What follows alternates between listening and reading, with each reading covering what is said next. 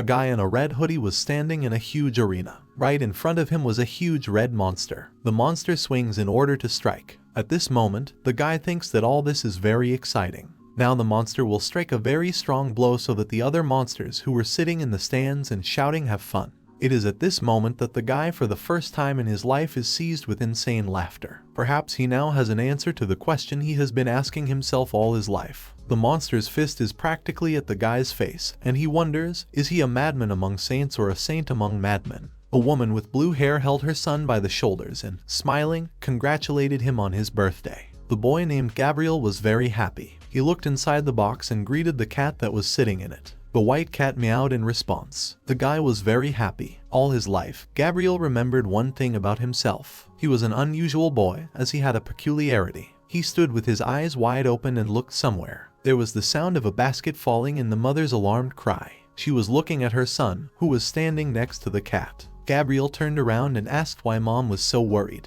He said that the cat was behaving very strangely, so he tried to find out what was wrong. Gabriel has always been fascinated by death. The boy's mother realized early on that he was not like the others. The woman knelt down in front of the boy and hugged him. She began to reassure her son and promised that they would sort everything out. She kept saying that everything was fine. Gabriel's mom thought that if her son did something all the time, then his strange inclinations would disappear. For a while, the mother's solution really worked. Gabriel went to various clubs. For a while the boy went to the fight. At one of the classes, he touched one of the wrestlers. He fell to the floor, and Gabriel looked at him with predatory eyes. The woman ran up to the boy, hugged him and asked him to stop. She convinced him that it was enough. The boy was confused at first, and then struck his mother in the face. While the boy was looking at his mother dumbfounded, she was smiling at this time and saying that everything would be fine. It was the first and only time he felt guilty. After this incident, the boy did everything he could to make him believe that he had become normal, and that his inclinations had disappeared. It was a sunny day outside. The boy and his mother were engaged in pleading. He was trying to rid his mom of the truth. He wanted her to be happy, although sometimes he didn't really understand what that meant. The woman was upset. She dropped the plate and stood for a while and stared dumbfounded at her hands. Gabriel called out to his mom. Gabriel's mother got cancer. She had been suffering from cancer for several months, and it was only on her deathbed that she confessed everything to the boy. The woman was lying in the hospital. She smiled and turned to her son. She said that she found a place where the boy buries animals. Gabriel was nervous. He asked how the mother could have found this place. The woman tried to calm her son. She tried to convince him that everything was fine. The woman knew that the boy couldn't do anything about it. The woman put her hand on the boy's cheek and began to tell him that she knew that her son was hiding it from her so as not to hurt her. The woman says that she is going to leave soon and wants to do it with a calm soul, so she wants her son to give her 2 promises. The boy agrees and listens attentively to his mother. The woman closes her eyes and says that, firstly, the boy should never take out his anger on people unless he has to study. But if the boy can't do anything about it, then he will have to make sure that he chose someone who deserves it. The boy takes his mother's hand in his and says that he understood everything. Then the woman continues and says that according to the second condition, Gabriel must promise her to be nice and kind to everyone. She asks her son to do everything to make it happen. The woman wants her son to have a lot of friends with whom he could laugh and talk, so that everyone can see how good Gabriel is. Gabriel asks what he should do if they don't want to be friends with him. The girl presses her hand to her son's cheek and says that everything will be fine. A few days later, the woman was gone. It was the only time Gabriel felt pain. The boy did not cry at the funeral. He knows that this is what he was supposed to do, but it didn't work out for him. Gabriel was taken away by his aunt and uncle. He struggled to keep his promise to his mother. A guy called Gabriel. He asked if the guy didn't think it was a beautiful morning. He asks if Gabriel is ready for the tour. The guy greeted Diego and said that he was happier than usual. Gabriel was able to make a friend. Diego started talking about how he brought some magic cards and downloaded the Dungeon of Nadelbeck. He's going to have fun. Gabriel notices that Diego is very excited about the bus ride, even more than going to the planetarium. At some point, Gabriel's impulses disappeared. He kept the promise he made to his mother. Diego says that he has been to the planetarium with his parents several times. He says that everyone knows that the best thing about excursions is a bus ride. At this moment, someone passes by Diego and touches him with his shoulder. Diego turns around. In front of him is a red-haired guy who asks if Diego sees where he is going. The guy was wrong when he thought his impulses had disappeared. Diego was trying to apologize to Kevin at that moment. Kevin grabbed Diego by the collar of his t-shirt. Gabriel looked at the guy gloomily. Kevin raised his hand, clenching it into a fist, and began to scare the guy. Diego asked the guy to calm down. Gabriel came closer, lowered Kevin's hand, and told him to let Diego go as the guy apologized to him. Kevin asks what does it matter. He asks if Gabriel wants to participate in the fight too. Gabriel demands that Kevin let Diego go. The guy squeezes Kevin's hand. Kevin looks in surprise at Gabriel, who stares into his eyes. Kevin waves Gabriel's hand away and asks if he wants to have a fight. A dark-haired girl named Fiona approaches Kevin. The girl squeezes the fabric on Kevin's jacket and asks him to calm down. She says Diego and Gabriel are just kids, and then she asks him to walk to the locker, otherwise they miss the bus. Kevin turns around and, smiling, says that his girlfriend is right. They turn around and go to the lockers, but Kevin still turns around and says that the guy was lucky. He promises that next time he will arrange a fight. Diego grins and says that a fight could happen, but this time, Gabriel agrees with the guy. He holds a screwdriver behind his back. Gabriel thinks that if Kevin's girlfriend hadn't intervened, then everything could have turned into a real fight. Gabriel asks his mother if this means that he will ever be able to get rid of Kevin. The supervisor asks all students to get on the bus as soon as possible. Everyone quickly runs into the bus. Gabriel and Diego approach the bus. Diego is happy that the best seats are still available. Gabriel asks if Diego is serious. The guy starts telling me that the middle row is perfect. It's right between the two emergency exits. Diego is sure that the middle row is an ideal option, since it is far enough away from the teachers in the first row and close enough to the toilet. Gabriel agrees with Diego. Someone's alarmed voices are heard. One of the students asks someone to make room for himself and his friends. The person sitting says that they took their seats first. It turned out to be Kevin. He picked the guy up by the collar of his t-shirt and said he wasn't going to repeat it. Diego looks out from behind Gabriel and says that the best thing about the middle row is that they are not next to the back row, where the bad guys always sit. Someone turned to Kevin and asked him to stop. It was a blonde guy with glasses. He told Kevin to leave the guys alone, otherwise he would mention Kevin's terrible behavior at the school board. One of Kevin's friends turned to the blonde guy and asked who he thinks he is. He demands that the guy doesn't mind his own business if he doesn't want problems. Kevin turned to Cedric and asked him if he thought he had the right to control Kevin just because he was a class representative. Cedric frowned. Gabriel was watching all this. He was thinking that this was a very strange conflict. The whole conflict started because of a simple sitting.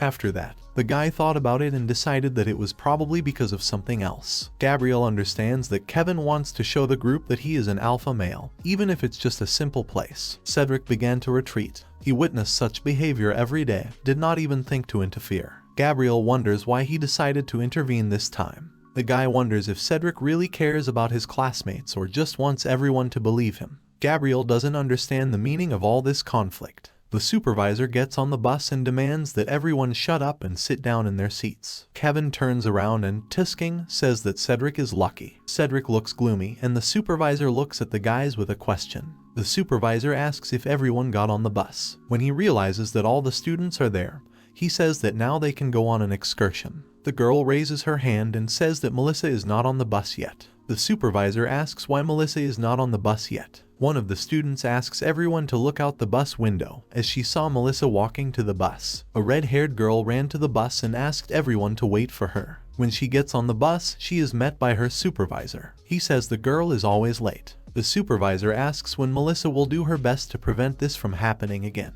Melissa apologizes to the man. Then the girl blushes, turns around and goes to an empty seat to sit down. The supervisor approaches the bus driver and says that they can go. The driver presses the pedal and the bus moves forward. The girl falls forward because of the movement of the bus. Melissa is being held by Gabriel. He asks if the girl is okay. Melissa blushes and says that everything is fine with her, and then she thanks the young man. Then the girl begins to blush even more and apologize for using the abbreviation of the name Gabriel. She thinks it's unpleasant for the guy. Gabriel wonders what's going on with the girl. He thinks she's behaving very strangely. He decides to try to calm her down. The guy sits down in his seat and says that the girl cannot apologize and call him Gabi.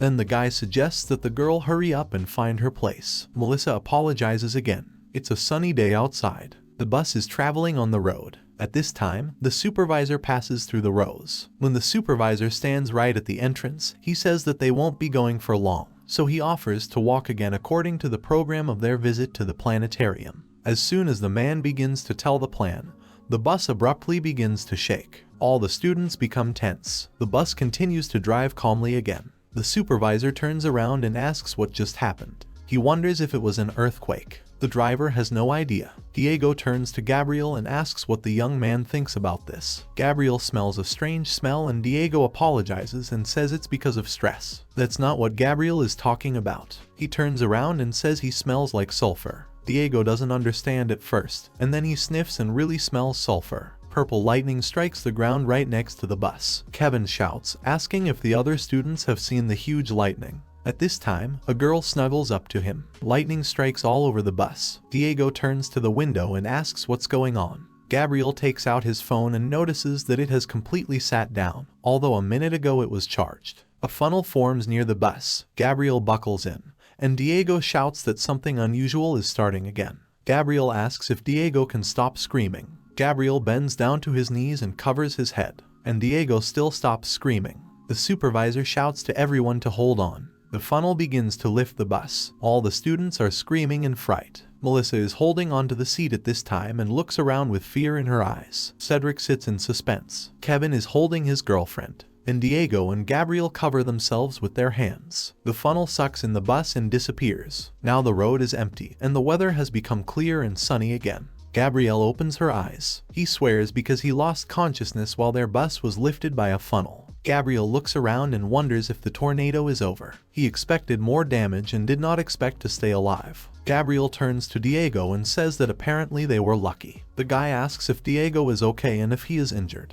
Diego tearfully asks Gabriel if he has seen the huge eye. The guy does not understand what a huge eye we are talking about. Gabriel thinks Diego is in a state of passion because of the shock. But then he remembers that right before he lost consciousness, he saw a huge eye in the very center of the tornado. The guy is interested in what it was. Gabriel decides to calm Diego down and puts his hand on his shoulder. He asks Diego to relax and says that maybe it all seemed to him because of the panic. He convinces the guy that they are safe. Melissa at this time puts a handkerchief to her friend's nose. He tries to calm her down and says that everything is fine. Cedric sat with his eyes wide open. Kevin was standing with his friend and girlfriend. He turned to everyone and asked if everything was all right and if there were any wounded. The supervisor got on the bus and asked the students to listen to him. He says the students should try to call for help. He asks if anyone has a work phone, since his doesn't work. All the students take out their phones and realize that they are not working. Gabriel remembers that his phone went off right before the tornado. He's trying to figure out what happened.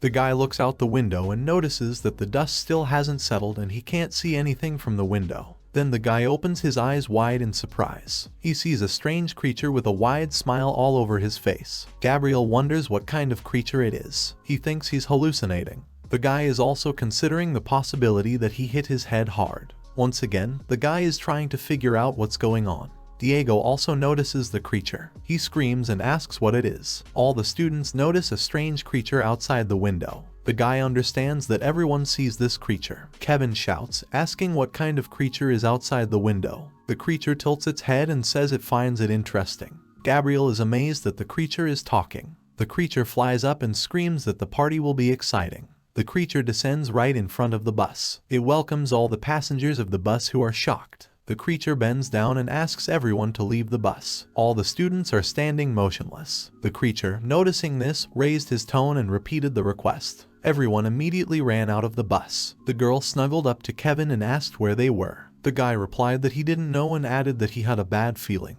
He wonders what kind of creature stopped them. Diego turns to Gabriel and asks if he understands what is going on. The guy replied that he didn't know. It seems to Gabriel that the earth is very strange to the touch. He understands that they are no longer on the road. Then the guy wonders where they are then. Melissa screamed, "Ask everyone to look at the sky." All the students raised their heads and fell into a stupor. Kevin was swearing. The supervisor also did not understand what was going on. Diego asked if it was all a joke.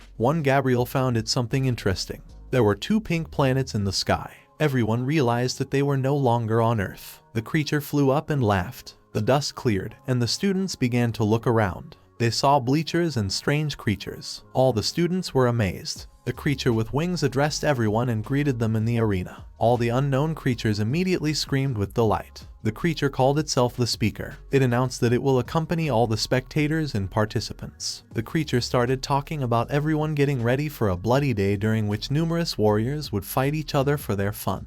The rage and chaos generated by these battles will spread throughout the universe. Gabriel looks at the speaker in surprise while he addresses the students and says that he wants to offer them a small sacrifice. The speaker says that the great collector searched all over the universe and brought gifts. The speaker wants to address people, but he forgets the name of their planet and bends over to the scientific supervisor to find out this information. The supervisor is still shocked, but still he says that they are from planet Earth. The speaker rises up and addresses people from the planet Earth. At this time, Diego covers his ears with his hands and asks what kind of gifts they want to present. He thinks they're going to be eaten. The speaker says that in the arena, all observers love it when their gifts are resisted. Suddenly, stone tables with weapons appear out of the ground. The speaker says that people will try to survive in a battle with one of their races. Then he says that it will be the most violent race of the cosmos. The doors open, and all the students watch in horror as a whole horde of rabid Lenidians runs out of it. The girl hides behind Kevin and asks what kind of creatures ran out. Kevin's friend swears, and Kevin himself asks everyone to be quiet. Kevin clenches his jaw and tells everyone to get their guns as soon as possible. Gabriel looks grimly at the Lenidians. He understands that the situation is becoming more complicated. The Lenidians are going to attack the school children. All students run in the opposite direction. Gabriel turns to Diego and tells him to get ready. The guy asks Gabriel not to worry. Suddenly Gabriel realizes that Diego picked him up and ran in the opposite direction. Gabriel turned around and asked what Diego was doing. The supervisor shouts to everyone to run to the bus. A Lenidian appears behind the man. He impales a man with a sword. The Lenidians do not spare anyone and attack. Kevin swears. He says the Lenidians aren't that tenacious. He is convinced that they have to deal with them. The girl spears one of the Lenidians and shouts at them not to approach. Kevin turns to the girl and says she's doing great. The Lenidians continue to attack. Many are dying. At this time, Gabriel and Diego were hiding behind a rock. Gabriel thinks that the battle has begun, and he did not even have time to take a weapon. He swears at Diego and that the guy panicked by dragging him. He looks at the screwdriver and realizes that it is the only thing he has. Diego closed his eyes and ears. He started repeating that everything that was happening to them was not real. Gabriel looks at Diego. He understands that the guy is in a panic and he won't be of any use. Then the guy thinks about joining Kevin's band. Thus, his chances of survival will increase. Gabriel is thinking about leaving Diego. Then Gabriel notices that Diego is staring at something. They see Melissa trying to escape from the Lenidians. Gabriel wonders if Melissa has always run so fast. Suddenly she slips on the blood and falls to the ground. The Lenidian is going to strike her. Gabriel understands that the girl is finished. But suddenly Diego screamed and ran towards the girl. Gabriel looks at Diego in amazement and wonders what happened to him. Diego strikes the Lenidian with all his might and he flies away from Melissa. Diego calms down. He raises his fist and wonders what he just did. He doesn't understand when he managed to become so strong. Melissa behind him thanks the guy and asks how he did it. Diego assumes that adrenaline just hit him in the blood. Gabriel looks at the guy and thinks that with such a size, he shouldn't be so fast. Diego and Melissa do not notice that the Lenidians are running behind them. Gabriel shouts to his classmates to jump as high as possible. Diego and Melissa hear the guys scream and jump very high. The Lenidians don't get them. Diego grabs the girl and screams in fear. It seems to him that they jumped very high. Melissa is also screaming in fear. Gabriel runs out of hiding and pulls out his screwdriver in order to attack. He's attacking a Lenidian. Then he stops and kicks out a weapon from one of the warriors. Diego and Melissa land on the ground. Meanwhile, Gabriel is inspecting his new weapon. Diego asks what just happened. Melissa tries to draw Gabriel's attention to herself. Gabriel looks at the weapons and says that they are stronger on this planet than they were on Earth. He assumes it's because of gravity or the atmosphere. The guy is being attacked by the Lenidians again. They shout at him to be careful, but the guy just smiles in delight and counterattacks his enemies. Limbs fly off to the sides, and the young man continues to rejoice. The guy strikes, and all the enemies fall to the ground. Diego and Melissa look shocked at Gabriel, who ruthlessly deals with their enemies. Gabriel copes with all the enemies and steps aside. Diego turns to the guy and asks when he managed to become so strong and agile. Diego says Gabriel is amazing. He puts his hand on the guy's shoulder. At this moment, Gabriel turns to Diego and looks at him gloomily, which scares him. Gabriel holds out the weapon and asks Diego to take it. He turns to Melissa and Diego, saying that if they want to survive, they will have to do what Gabriel says. There are bodies everywhere in the arena. The audience in the stands is screaming with delight. The creatures are very excited about the fight. Melissa, Diego, and Gabriel hid behind a rock. Gabriel asks the guys if they see the band on the other side of the arena. He says the Lenidians are afraid to attack because there are a lot of people in Kevin's group and they are armed. Gabriel suggests that monsters prefer to attack individuals who are fighting off a group. Gabriel says that because of the panic, everyone ran away, and it was a mistake. Many were injured or died. Gabriel says that if they want to increase their chances of survival, then they should join Kevin's gang. Melissa and Diego are listening attentively to the guy. Gabriel begins to draw a plan on the ground. He says that they will need to run through the arena in a straight line, as this is the fastest way, but also the most dangerous. They should avoid all fights if possible. The guy raises his head and asks his friends if they are ready for the battles they will have to face. Diego and Melissa are getting more serious. Diego says they are ready and will be there for Gabriel. Melissa and Diego took their weapons and then ran after Gabriel, who led them into battle. One of the Lenidians noticed that people were running in his direction, but it was too late because Gabriel had struck him. The guy shouted to his friends to keep running. Diego turned and froze as he saw the Lenidians dealing with his classmates. Diego was terrified. He saw how these creatures surrounded the two girls and were going to attack them. Diego squeezed his eyes shut so as not to see his classmates die. One of the girls screamed, begging for help. The Lenidian swung at the girl, and she squeezed her eyes shut in fear. But Diego was behind the Lenidian and grabbed his arm with a weapon. Diego abruptly opened his eyes and began to swear. The Lenidians looked at him with incomprehension. In the next second, Diego struck the Lenidian behind whom he was standing with one swing. Gabriel and Melissa turned around as they noticed that the guy was missing. They saw Diego yelling at the Lenidians and hitting them. He's going to get rid of them all. Gabriel is stunned. He understands that Diego lost his temper. He marvels at the guy's strength. He did not know that Diego was capable of such cruelty. The guy notices that Diego has attracted the attention of other Lenidians, which is not good since now their plan is under threat. Diego stands in a fighting stance while the rest of the monsters are running towards him, wanting to deal with him. Gabriel looks at all this and realizes that the monsters will crush Diego with numbers and then it will be the end. Then the guy seems to have an idea. He understands that this can serve as a great distraction. The guy thinks that if he and Melissa leave Diego with the monsters, then they can take this chance and get to Kevin's group. Melissa runs to Diego and, turning to the guy, shouts to him to follow her as soon as possible, since Diego needs to be helped. Gabriel looks at the guy and does not understand why she ran so abruptly to help Diego. Gabriel swears because he doesn't understand why Diego had to run and help someone. He understands that the guy will attract others with his screams. Then a new thought occurs to Gabriel. He's thinking of a new plan that might work. Gabriel appeals to all the survivors who fought the monsters and says that if they are still able to fight and want to survive, then they need to join the group of Gabriel, Melissa, and Diego. Melissa is wounded by one of the monsters. She screams in pain. Gabriel gets closer to Melissa, dealing with monsters on his way. Gabriel walks up to Melissa and asks if she's okay. The girl holds her shoulder and says that everything is fine. She apologizes to the guy for distracting him.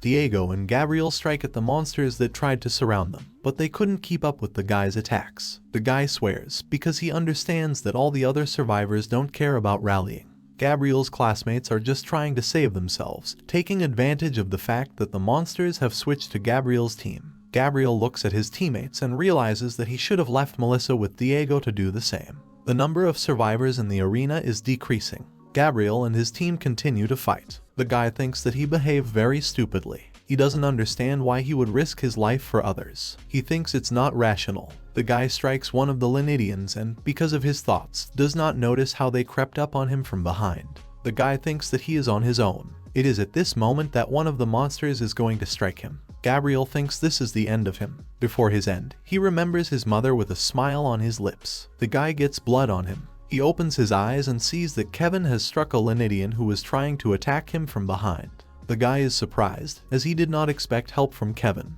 The guy looks at him seriously and apologizes for being late. Kevin shouts and asks what the students will do. He demands that they all come out and fight. All the students look attentively at Kevin, who shouts at them to find a weapon or try to pick up stones and attack monsters. He says they can even strike with ordinary hands. Kevin asks his classmates who are still alive if they want to go back home and see their parents. Kevin raises his sword and shouts a battle cry. The Lanadians are stunned. They don't have time to do anything. The students attack them very quickly. The speaker laughs, amazed at the fun that is happening. He says the day is full of surprises. The creatures in the stands screamed louder with delight. And the speaker continues and says that, contrary to all expectations, the people from Earth have won. Schoolchildren stood in the center of the arena with weapons and ready to fight. And the creatures in the stands did not calm down and continued to shout enthusiastically. Kevin is approached by his girlfriend. He restrains Fiona and asks the speaker if they will be allowed to go home now. Then the speaker continues and asks if the students will be able to survive the second round. All the students are stunned. Diego asks what's going on and why they have to fight another round. A huge gate opens and someone's silhouette appears there. Gabriel swears, and Diego is shocked. Kevin starts to get angry. Everyone looked with horror in their eyes at the creature that came out of the gate. A huge creature appears right in front of him, whose skin was not red in color. The speaker laughs and says that he has already mentioned something that all the spectators in the stands will like. He informs that the students will have to fight a troll warrior from the moon of the planet Sko. The speaker called him Escarg the Destroyer. Escarg the Destroyer raises his hands, and the audience begins to shout louder with delight and anticipation of the fight. The speaker flies up to the troll and says that Escarg the Destroyer is one of the favorites of the D-League. He entertained very well for the first 2 games. The speaker tells us that this is the third and last mandatory game of Escarg the Destroyer. The speaker explains that in case of victory, the essence allows him to go to the top league, where he can earn honor, glory, and freedom. Gabriel wonders how they can win 3 games. The speaker continues and says that the Escarg Smasher can leave the arena to continue the life of the failed creature. All the creatures in the stands raise a hum and put their thumbs down, showing that they don't like it. The speaker agrees with the audience and says that it will really be very disappointing. The speaker flies up to Escarg the Destroyer and asks his opinion. Escarg the Destroyer chooses destruction. The speaker rejoices. He holds up his finger and says that in that case they can start. The people in the stands started shouting with delight again. All the surviving schoolchildren were standing directly in front of Escarg the Destroyer. One of the guys says the monster is too huge. He asks what they will do. Kevin swears and admits that he has no idea what they can do. Diego asks Gabriel if they can at least hurt him. Kevin raises his sword and, pointing it towards the monster, says that they will act the same as before. He is going to attack a huge monster together with everything. Gabriel refuses. Kevin asks why the guy refuses. He asks if the guy has a better plan. Gabriel says that although there is only one monster, it is definitely big enough to get rid of all of them at once with one blow. Gabriel says there are more of them and they are small. He explains that if they spread out, the monster will have to run after them. And when he gets tired, they can surround him and attack. Kevin understands what Gabriel is planning to do, but still he asks if Gabriel is sure of his plan. The guy turns to Kevin and says that everyone sees him as a leader. No matter what he says, they will follow his orders. Gabriel asks Kevin to believe him, as this will be the best opportunity. One of the students shouts to the guys to think faster, as the monster is already going to attack them. Kevin swears and shouts at everyone to run away in different directions. The monster directs his fist directly at one of the students, who froze in place while everyone else was running away. The student does not have time to escape and gets hit. Gabriel and Diego turn around. Diego asks if they did the right thing. Gabriel says the monster is slower than them. Escarg the Smasher raises his fist, under which there is one blood stain and limbs. Escarg the Smasher says it's useless to run away. Then he makes a dash forward and tries to catch up with the students. Kevin shouts at everyone to keep running. The monster tries to strike at the schoolchildren, but it doesn't work out as they all run away. Everyone is trying to escape, but the airflow caused by the monster's blow makes it difficult to navigate in space. Diego can't believe that Gabriel's plan is working. Gabriel confirms his words and says that the Escarg Smasher is slowing down. Escarg the Destroyer stands far away from the schoolchildren. He's growling with anger. Suddenly, the monster starts screaming that he is angry. Kevin says that Escarg the Wrecker is losing patience and that he is desperate. Fiona confirms that Gabriel was right. Escarg the Smasher screams even louder. He taps his hands on the ground and causes a tremor that throws all the students back. Gabriel has plunged his sword into the ground and is holding onto it while he throws everyone else back. People in the stands cover themselves with their hands as dust gets on them. and the speaker is holding onto his hat. The escargot smasher finishes pounding on the ground. A huge dent forms around it. Kevin gets up and asks what just happened. He turns to Fiona and Maddie, asking if they are okay. Fiona thinks she broke her leg. Kevin approaches the girl and wraps his shirt around her broken leg. He swears and asks the girl to hold on. Meanwhile, Maddie was lying unconscious. Escargot the Smasher approaches the couple and says that now people are not running around the entire arena. Kevin and Fiona look at the Escargot Smasher with horror. The monster comes closer to them. Kevin says he's going to fight. Fiona grabs Kevin by the sleeve of his leather jacket. The guy asks the girl to let him go. He sees the girl's smile and tears and asks what is happening to her. Fiona smiles and says that everything will be fine.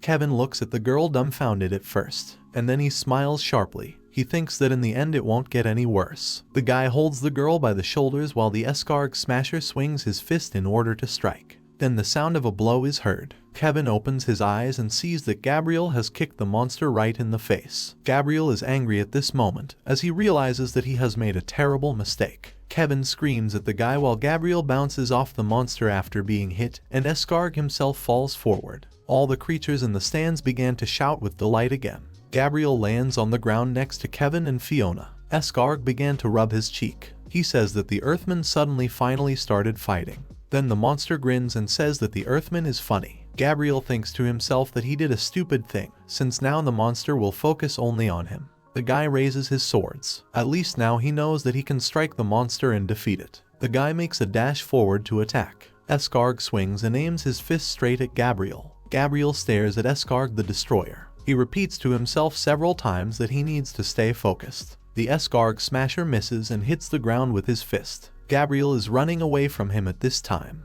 Gabriel understands that Escargot is just a giant who also has weaknesses like everyone else. The guy strikes the giant's ankle. He also understands that the giant's body parts are much larger, which means that it is easier to hit them. The Escargot Smasher roars loudly in pain and falls forward, dropping to one of his knees. While Escargot is sitting on the ground, Gabriel walks around him and swears, as he notices that he did not make a deep enough cut. At this time, Diego runs up to Melissa and, watching the fight, tells the girl that they have to help the guy somehow. Kevin apologizes to his girlfriend and says he can't leave Gabriel alone against the monster. Fiona looks anxiously at the guy and asks him to be careful. Kevin heads forward with his sword in hand to stab the monster while it's not waiting. Diego also runs forward to help Gabriel. Escargot the Smasher swings to strike Gabriel. He growls during the attack, and the guy looks menacingly into his eyes, intending to counterattack. The monster starts hitting the place where Gabriel was. A huge amount of dust is rising. Kevin swears and covers himself with his hand to block out the dust. Diego shouts at Gabriel, trying not to fall back. The Escargot Smasher continues to beat the ground with his hands. At this time, Gabriel jumps up and finds himself near the monster's face. The guy raises his sword in order to attack. This time he's going to stab him in the eye.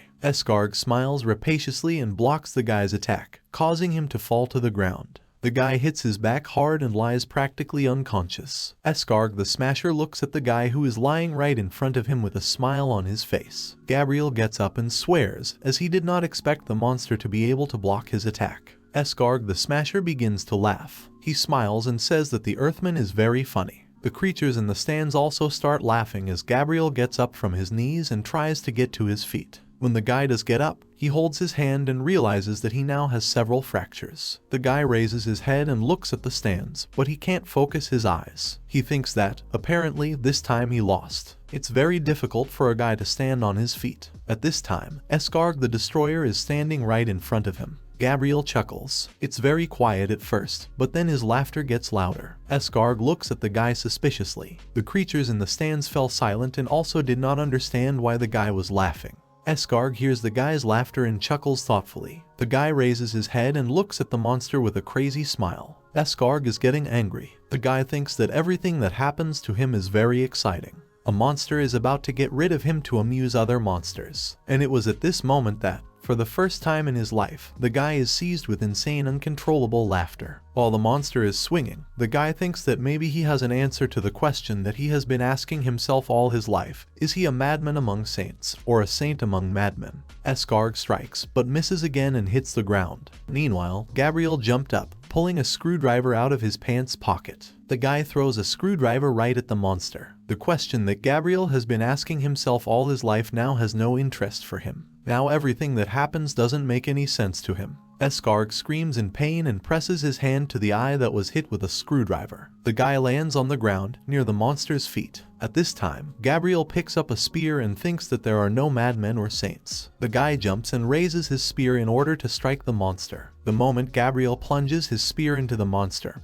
he realizes that there is only him. Escarg begins to stagger after being hit and falls unconscious. Gabriel at this time falls to the ground. Gabriel decides that it's time to be who he is. The speaker shouts that it was incredible. He informs that an Earthman named Gabriel will win the match. The audience in the stands begins to shout in delight, but among them sat a strange man in a dark hood, who did not share their joy. After a second, the man smiled grimly as he became interested. Escarg was still lying unconscious on the ground. Gabriel stood beside him and could not believe that he had really defeated the monster. Diego runs up to Gabriel and rejoices that he was able to defeat the monster alone. The guy thinks he's very strong. Diego stops and tries to draw Gabriel's attention to himself. The guy stood there and smiled insanely. Gabriel started talking about how he was really able to defeat the monster with his own hands. Gabriel's eyes rolled back and he fell unconscious. Diego ran up to him and started to slow him down. Diego asked Gabriel not to joke and to get up from the ground. Kevin and Melissa also approached the guy. Melissa was very worried because of the serious condition of the guy.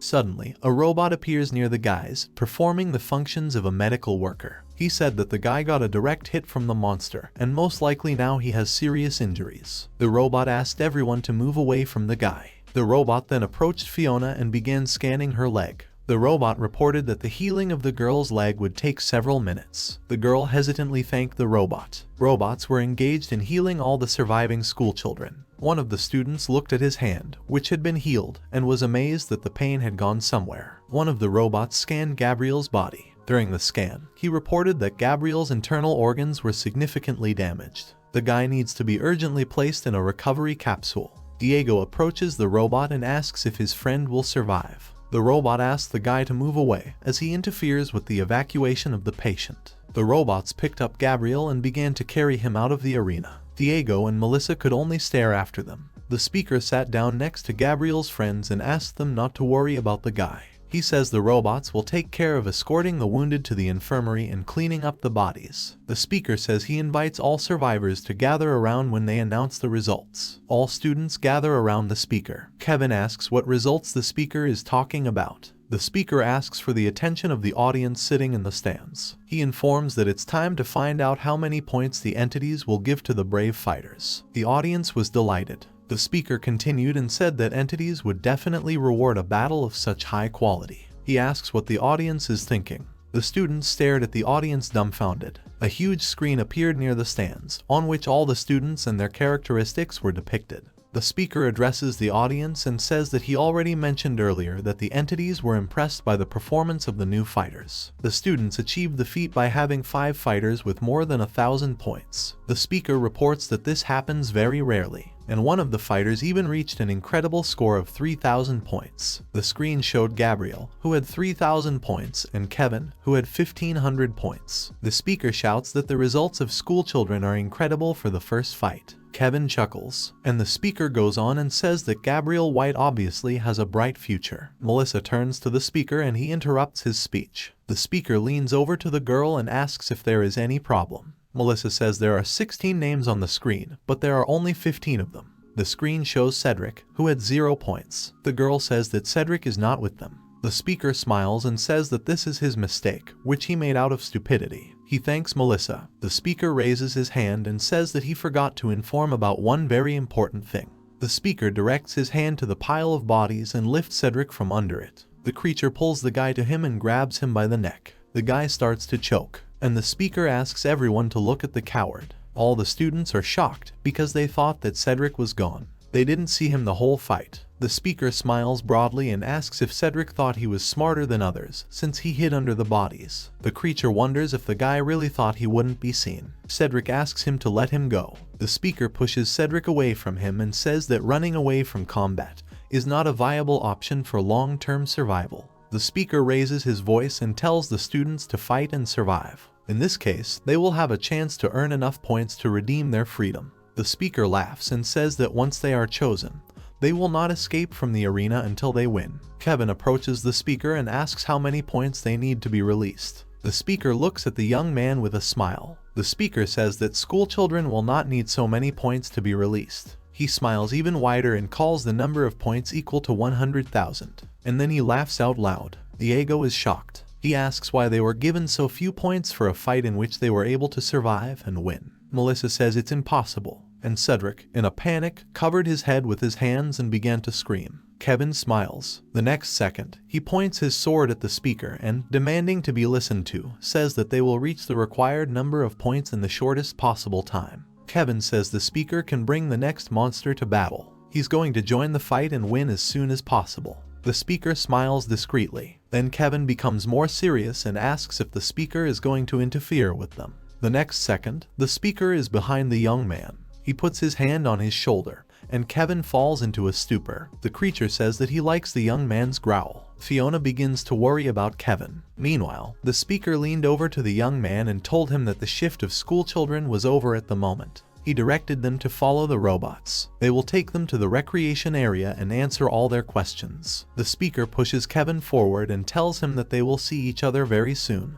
during the next battle. The students walk forward and only Kevin and Fiona turn around to look at the speaker. All students enter the room. They are met by a huge number of robots of different functionality. One of the students asked what was going on. The robot replied that they had nothing to fear. The robot began to talk about the fact that the battle zone is located in an artificially created spatial enclave. The robot continues his story. He leads school children to the portal and says that he will be able to transfer them to the usual plane, where the recreation area is located. The robot asked the students to follow him. Diego approached the portal and asked what was going on. He assumed they were in the Stargate. Melissa was wondering at that moment what had become of Gabriel. Gabriel was lying on the hospital couch at the time. He was unconscious, but he was fine. All the wounds on his body disappeared. At some point, the guy regained consciousness. He stood up abruptly and pressed his hand to his heart. The guy wondered what had happened to him. Someone approached the guy and, noticing that he had regained consciousness, said that it was much better this way. The guy looked at the man in fright. Right in front of the hospital couch was a man with a cigar in his mouth. He turned to the young man and said that now they could talk. Gabriel felt that something was going on. He stopped and wondered if he was still alive. The guy thought it was strange. He did not expect that he would be so calm after his own end of life. Someone turned to Gabriel and said that everything was fine. The guy noticed his mom, who said that the guy would live. The woman stretched out her hand to her son and asked if his inclinations had begun to manifest themselves again. The guy says that mom is right. The woman asks if the guy was pleased. Gabriel doesn't understand what his mom is talking about. Suddenly, not his mom appears right in front of the guy, but a terrible monster that looks like a skeleton. It repeated the question, was it nice for the guy when his violent tendencies showed up again? Gabriel wakes up abruptly. He stood up abruptly and pressed his hand to his heart. The guy wondered what had happened to him. Someone approached the guy and, noticing that he had regained consciousness, said that it was much better this way. The guy looked at the man in fright. Right in front of the hospital couch was a man with a cigar in his mouth. He turned to the young man and said that now they could talk. The guy jumps out of bed and asks what's going on. He's wondering where the others are. The man raises his hands and asks the guy to calm down. He says the fight is over so the guy can take a break. The man said that Gabriel's friends are in the recreation area, at least those who survived. The guy still listens to the man and asks where he is at the moment. The man says that Gabriel is in a treatment center. He talks about the fact that the guy has just finished recovery procedures. He says that the monster inflicted serious injuries on the guy. Gabriel asks who the man is. He calls his name Callaghan. He says he is now the guy's new best friend. The guy looks at the man incredulously. The man notices this and says that he understands that the guy has had a hard day, and he must have a lot of questions about what is happening and where he is. The man says that if the guy doesn't mind, then he's going to answer all his questions. Then Callaghan exhales cigarette smoke and says he's going to have a snack. He asks the guy if he's hungry. The robot brings all the students to a new room and asks them to stay in it as a group. He says they are approaching the rest block. School children look around and see other fighters who are either preparing for new battles or resting. Fiona looks around and says that the room is huge. She asks if they were taken to prison. Kevin says he doesn't know. He doesn't see bars and guards. The robot stops and says that they have come to the right place. The students turn and look at the room in surprise. The robot represents Block 99, which is exclusive to their group. The robot says that each cell has a sleeping area, a storage room, and a terminal. The robot mentions that students will have to use their glasses to connect to the network. The robot also tells that the square is located on the top floor, and the general sanitary facilities are located in the basement. When all the students enter the block, the robot informs them that he will leave them for 1 hour so that they get acquainted with their new place of residence and choose their cameras. After familiarizing them, the robot is going to meet them on the top floor to explain how the arena works. Gabriel is amazed by the views from the window. He sees a megalopolis, in the center of which there is a huge tower. Callaghan approaches the guy, puts his hand on his shoulder, and agrees that the views of the city are really impressive. Callaghan says that the very tower that Gabriel sees is the place where the battles took place. The man tells that they moved with the help of a portal. The man also mentions that this is his favorite view of the city. The robots finish serving the food and Callaghan notices that their table is ready, and they can sit down at it to eat. Right in front of the guy on the table is a plate with a burger, in the center of which is a skewer. The guy looks at the dish in disbelief. Gabriel asks if the hamburger is really on the plates. Callaghan asks if the guy likes the dish. He says he saw online that this is a traditional dish from the human world. The man smiles and says that the chef is his friend and a real genius. The man says the burger looks pretty good for his first time. Callaghan also mentions that the burger is made from real meat, not a product made in a synthesizer. Gabriel stares at the man.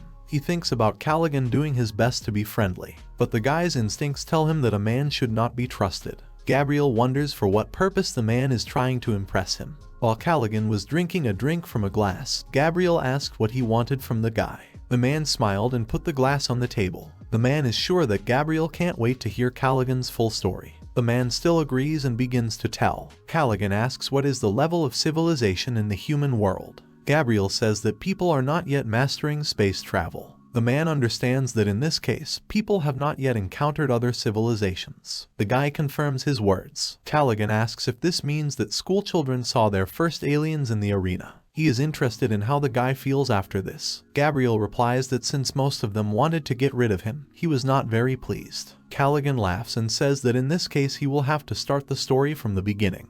The man tells that Gabriel's group is located in a territory in a world beyond worlds. They are in a world located in empty space, located at the crossroads of universes, at the intersection of realities and time. Robots at this time also tell students where they are. The robot says that their group had a great honor to be chosen by the Great Selector to fight in the arena. The Great Selector selects through space-time people with great warrior potential. He chooses exactly those who will be able to offer the entities the most beautiful fight. A hologram is shown. Diego shouts that this is the same eye he saw before the tornado. It was this eye that he dreamed about. He couldn't believe it was real. Gabriel asks Callaghan why the entities want them to fight. The man thinks about it and says that the guy needs to ask the priestess about it. When a man brings a burger to his mouth, he says that the truth is that no one really knows. He thinks it's just for fun. The man says it's not a bad joke. Struggle and death are an integral part of almost all forms of life in space. Callaghan says that all civilizations engage in battles to feed themselves, survive, or defend their homeland. The man continues and says that if entities really exist, it is possible. Or there is some other option that Callaghan doesn't know about. The man raises his index finger up and says that in any case, the most important thing is to understand that everything in the world revolves around arena battles, whether it's economics or social rating. Robots at this time says that each of the students owes entities at least 3 fights. After that, they have 2 options. The first option is that school children can leave the arena, get the status of a slave, and enter the service of a citizen. The second option is that school children continue to fight in the arena until they have enough points to buy citizenship. Kevin gets up and loudly declares that they are being offered a terrible choice. Fiona looks at the guy anxiously. The robot says that, as you know, citizenship is available from 100,000 points. But this is not the only possible use of their glasses. The robot shows a currency sign and says that points are the main currency in the arena. They allow you to buy the best food, the best equipment, weapons, but most importantly, resurrection. Gabriel can't believe that anyone can be resurrected for glasses. Callaghan asks the guy not to shout very loudly, since he is in the institution all the time. The man says that resurrection can be bought at the same price as citizenship. You can also buy an extra life. Callaghan says they can discuss this detail later. He asks the guy to move on to what brought his man to this place. Callaghan says that it is not easy to score 100,000 points, and few fighters succeed. Not because these fighters are bad, but because they waste their time spending points on equipment and entertainment. The man says that the fighters who succeed best are those who have someone who takes care of them, who offers housing, food, wellness care, equipment, and the best trainers. These people are called sponsors. Callaghan smiles and says that he is the very sponsor that helps fighters in battles. Gabriel asks what benefits sponsors get from spending money on fighters from the arena. The man has already mentioned that it's about the economy. He organizes fights and satisfies all the needs of the fighter, and in return receives large commissions from the bets of the audience, and even more in case of victory. The man bends down and says he saw the guy in the arena. He saw his friends shaking with fear while Gabriel himself fought fiercely. The man also saw the expression on the guy's face. He saw the look of the killer and the fact that the guy likes the battle. Callaghan is sure that when the guy defeated Cedric, he was in complete ecstasy. The man abruptly rises from his seat and says that Gabriel has a huge potential. He is sure that newcomers like him are rare. The man holds out his hand to the guy and says that if the guy accepts him as a sponsor, he will make him an arena star who will conquer all leagues. He promises the guy prestige and wealth. Callaghan waits for the young man's answer, who looks at him in amazement and ponders the answer. The robot turns to the students and says that now he will tell them how to use their glasses. He asks who wants to volunteer. One of the students will stand up and show his hand, saying that he wants to be a volunteer. The robot asks the guy to come forward. The robot kneels down and creates a terminal. A terminal appears, in the middle of which there is a wormhole. The guy asks what it is that has arisen in front of him. The robot asks the guy not to worry and put his hand through the terminal. The guy obeys and puts his hand into the terminal. He says it's very nice. The robot says that now you need to access the profile data. The guy doesn't understand what profile he is talking about. A screen with data about him appears in front of the guy. The robot tells that students will be able to access all statistics from this screen. He credits 100 points to the account. The screen shows that the guy now has 1,300 points. Diego gets up from his seat and, pointing at the screen with his hand, says that this is very similar to the system just like in role-playing games. The robot asks the guy to say the word shop. The guy fulfills his request and a screen with various sections appears right in front of him. Weapons, wardrobe, food, equipment, miscellaneous. The robot explains that the guy has just entered the online store. He says it's a regular store, but there are plenty of others owned by individuals or companies. The robot asks the guy to pronounce the word food. The guy listens and pronounces this word. The robot asks the volunteer to choose something for 100 points. The guy listens. The guy chooses a chicken leg, and it appears right in front of him. The guy is delighted. Kevin asks where the food came from. Fiona can't believe it. Matey, who is a volunteer, says that the terminal is really a useful thing. He asks what it was. The robot comes up and says it's fried Malkian pork. The guy spits out everything he had in his mouth. Matey starts to get angry. He turns to the robot and asks why pork. He is sure that they had chicken or fish. The robot turns away and says that now the students know the basics of using glasses. The robot says that each of the students can access the terminal almost anywhere in the building. The robot invites everyone to try and get acquainted with the new tool. Diego immediately calls the terminal. A terminal appears near the guy. Diego is happy that it worked. He brings his hand up and is about to try out the instrument. The robot informs that each of them now has some free time until they receive their invitation to fight. It's already evening on the planet. All the students were in block 99 at that time. Everyone was sitting at the tables. Kevin started saying he was bored. He asks where the other students have gone. Fiona assumes they've gone to bed. Matey says most of them are completely traumatized and just sit in their rooms and cry. They survived the battle, but were traumatized. Kevin is starting to get annoyed by weak people. He says they chose the wrong way to get out of their difficult situation. Fiona says that everyone should understand that they have little chance of getting all 100,000 points. Kevin replies that he doesn't care. Kevin asks his friends to look around and see what surrounds them. He says that with the exception of a few robots, without guards, without handcuffs, they can come and go when they decide, and they allow fighters to buy weapons. Kevin thinks the situation in the arena is very strange. Matey and Fiona don't understand what the guy wants to say. Kevin gets up from his seat, asks if it's not obvious, and says they're going to run away. The guy clenches his hand into a fist and suggests just waiting for the right moment to escape from the aliens. Kevin says he doesn't want to let the aliens use them as entertainment. Someone behind Kevin's back is telling the guy not to even think about such a thing. The guy freezes and then turns around to see who is talking. Callaghan and Gabriel enter the hall. The guy greets everyone. Kevin is surprised by the appearance of a new alien. Callaghan says that Gabriel's friends say a lot of unnecessary things. Diego and Melissa rise from their seats and cheerfully greet Gabriel. Callaghan turns to Gabriel and says that he will leave him with friends. Also, the man expects that the guy will instruct everyone. Gabriel thanks Callaghan. When the man leaves, Diego runs up to the guy and picks him up. He rejoices that his friend is healed. Diego asks if everything is alright with the young man. He says that he and Melissa were afraid they wouldn't see him again. Gabriel asks the guy to calm down and let him go. Callaghan turns around and can't believe that he agreed to a deal with a child. But one glance was enough for him to understand that few of his friends will survive what awaits them ahead. Kevin approaches Gabriel and asks who the man Gabriel came with is. The guy asks everyone to listen to him and let him explain everything. He says that first we need to get everyone together. When all the students gather in the hall, Gabriel begins to tell. He assumes that they already know where they are and why, as well as what kind of world it is. Gabriel says that Callaghan is a sponsor who came to recruit him into his fighters. Cedric mentions that they were told they had to survive 3 fights before they could find a sponsor. Gabriel says it's true. Then he goes on and tells that there is no reason why sponsors can't talk to the fighter before that. Gabriel tells that Callaghan proposed to him and took the initiative to make a counteroffer. Kevin points his hand at the guy and asks if he really made a deal with the enemy while they all thought that Gabriel was being treated in the hospital. He says he doesn't like the guy's initiative. Gabriel exhales and says that the deal he made with Callaghan will help them all get out.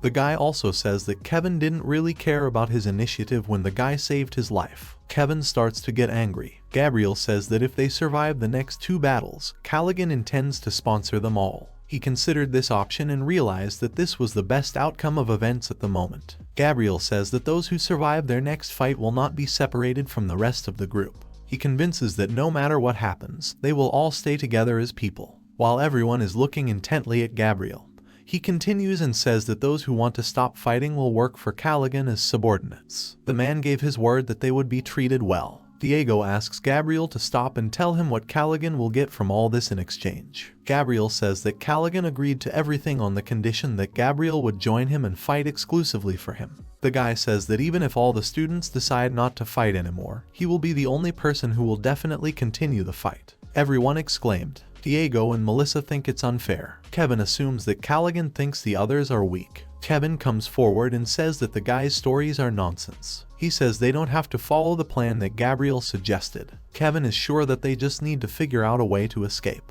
Gabriel had already mentioned earlier that it was impossible to escape. Kevin turned to the guy, grabbed him by the collar of his t-shirt and asked why it was impossible. Gabriel says the guy said it himself. It reminds me of handcuffs, guards and bars. He asks if the guy is interested and why none of this is happening. Gabriel shows the terminal. The guy offers to imagine that they will get out of this place. He asks how they can then return to Earth. Kevin convinces the guy that they can steal a spaceship or use one of the portals. He doesn't know the exact answer, but he offers several options. Gabriel had expected such an answer. He turns to the terminal and asks it to tell him how to get off the planet. The terminal tells us that the only way to get into or out of the arena is through a wormhole called the Mouth of Eternity. Only reinforced starships designed for long interstellar travel are allowed to pass through it. Kevin pushes Gabriel's hand away and asks what's wrong with that. He is confident that they will be able to find a way to steal one of the ships, and the coordinates of the Earth will definitely be on board. Gabriel convinces the guy that, theoretically, what Kevin is suggesting is fair.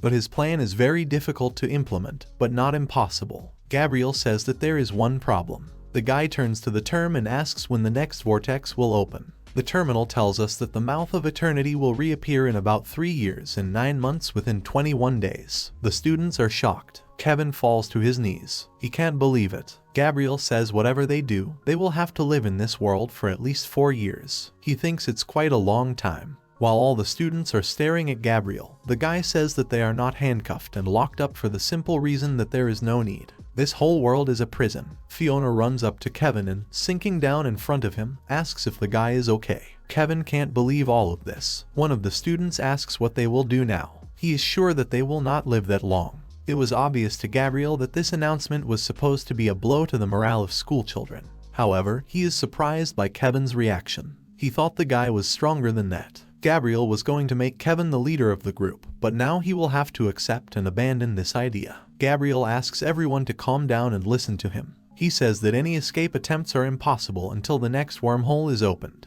The guy says it gives them enough time to explore the planet and develop an escape plan. But still, their primary task is survival in the arena. Gabriel says that according to Callaghan, their next battle should take place within 3 weeks. Fortunately for school children from Earth, the day and night cycles of this planet are roughly equivalent to the cycles of Earth, so they have at least 21 days to prepare. Gabriel decides not to lie and says that many of them will not get out of this world alive, but he promises to do everything in his power to increase their chances of survival. Kevin gets up from the floor and, pointing at Gabriel with his hand, mocks him. He asks if Gabriel thinks he's the boss. Fiona approaches Kevin. She takes the guy by the hand and asks him to calm down. The guy swears and says that he is not going to calm down. He points at everyone with his hand and asks if they see that Gabriel is trying to manipulate them. All the students frowned. One Diego stepped forward and shouted that it was thanks to Gabriel that they were able to survive the first battle. He asks why the guy would lie in such a case. Kevin asks Diego to think again. It seems suspicious to him that Gabriel disappears for several hours and returns with a strange guy, a whole bunch of information and a plan to save everyone. Kevin is angry because he doesn't believe Gabriel. He believes that the guy will do everything to increase their chances of survival. Kevin is sure that he only wants to save his own life. He says Diego is being stupid for trusting Gabriel. Kevin sees that all of his classmates are looking at him dumbfounded. He asks why they don't believe him. Kevin approaches the guy and asks Gabriel to answer his question. He wonders what will happen if the guy gets hurt at some point and he is gone. He wonders if the deal with the aliens will be valid. Gabriel looks at Kevin and realizes that he is very smart. The guy has thought everything out and it annoys Gabriel. Kevin spreads his hands and asks if his classmates don't see that this plan is just an excuse to increase Gabriel's life expectancy. Kevin is confident that if they protect Gabriel for 3 battles, he will allow them to leave the arena together. It seems obvious to him. All the students look at Kevin uncertainly. Cedric turns to Kevin and reminds him that Gabriel really said that he should continue alone after 3 battles. He asks if the guy is exaggerating.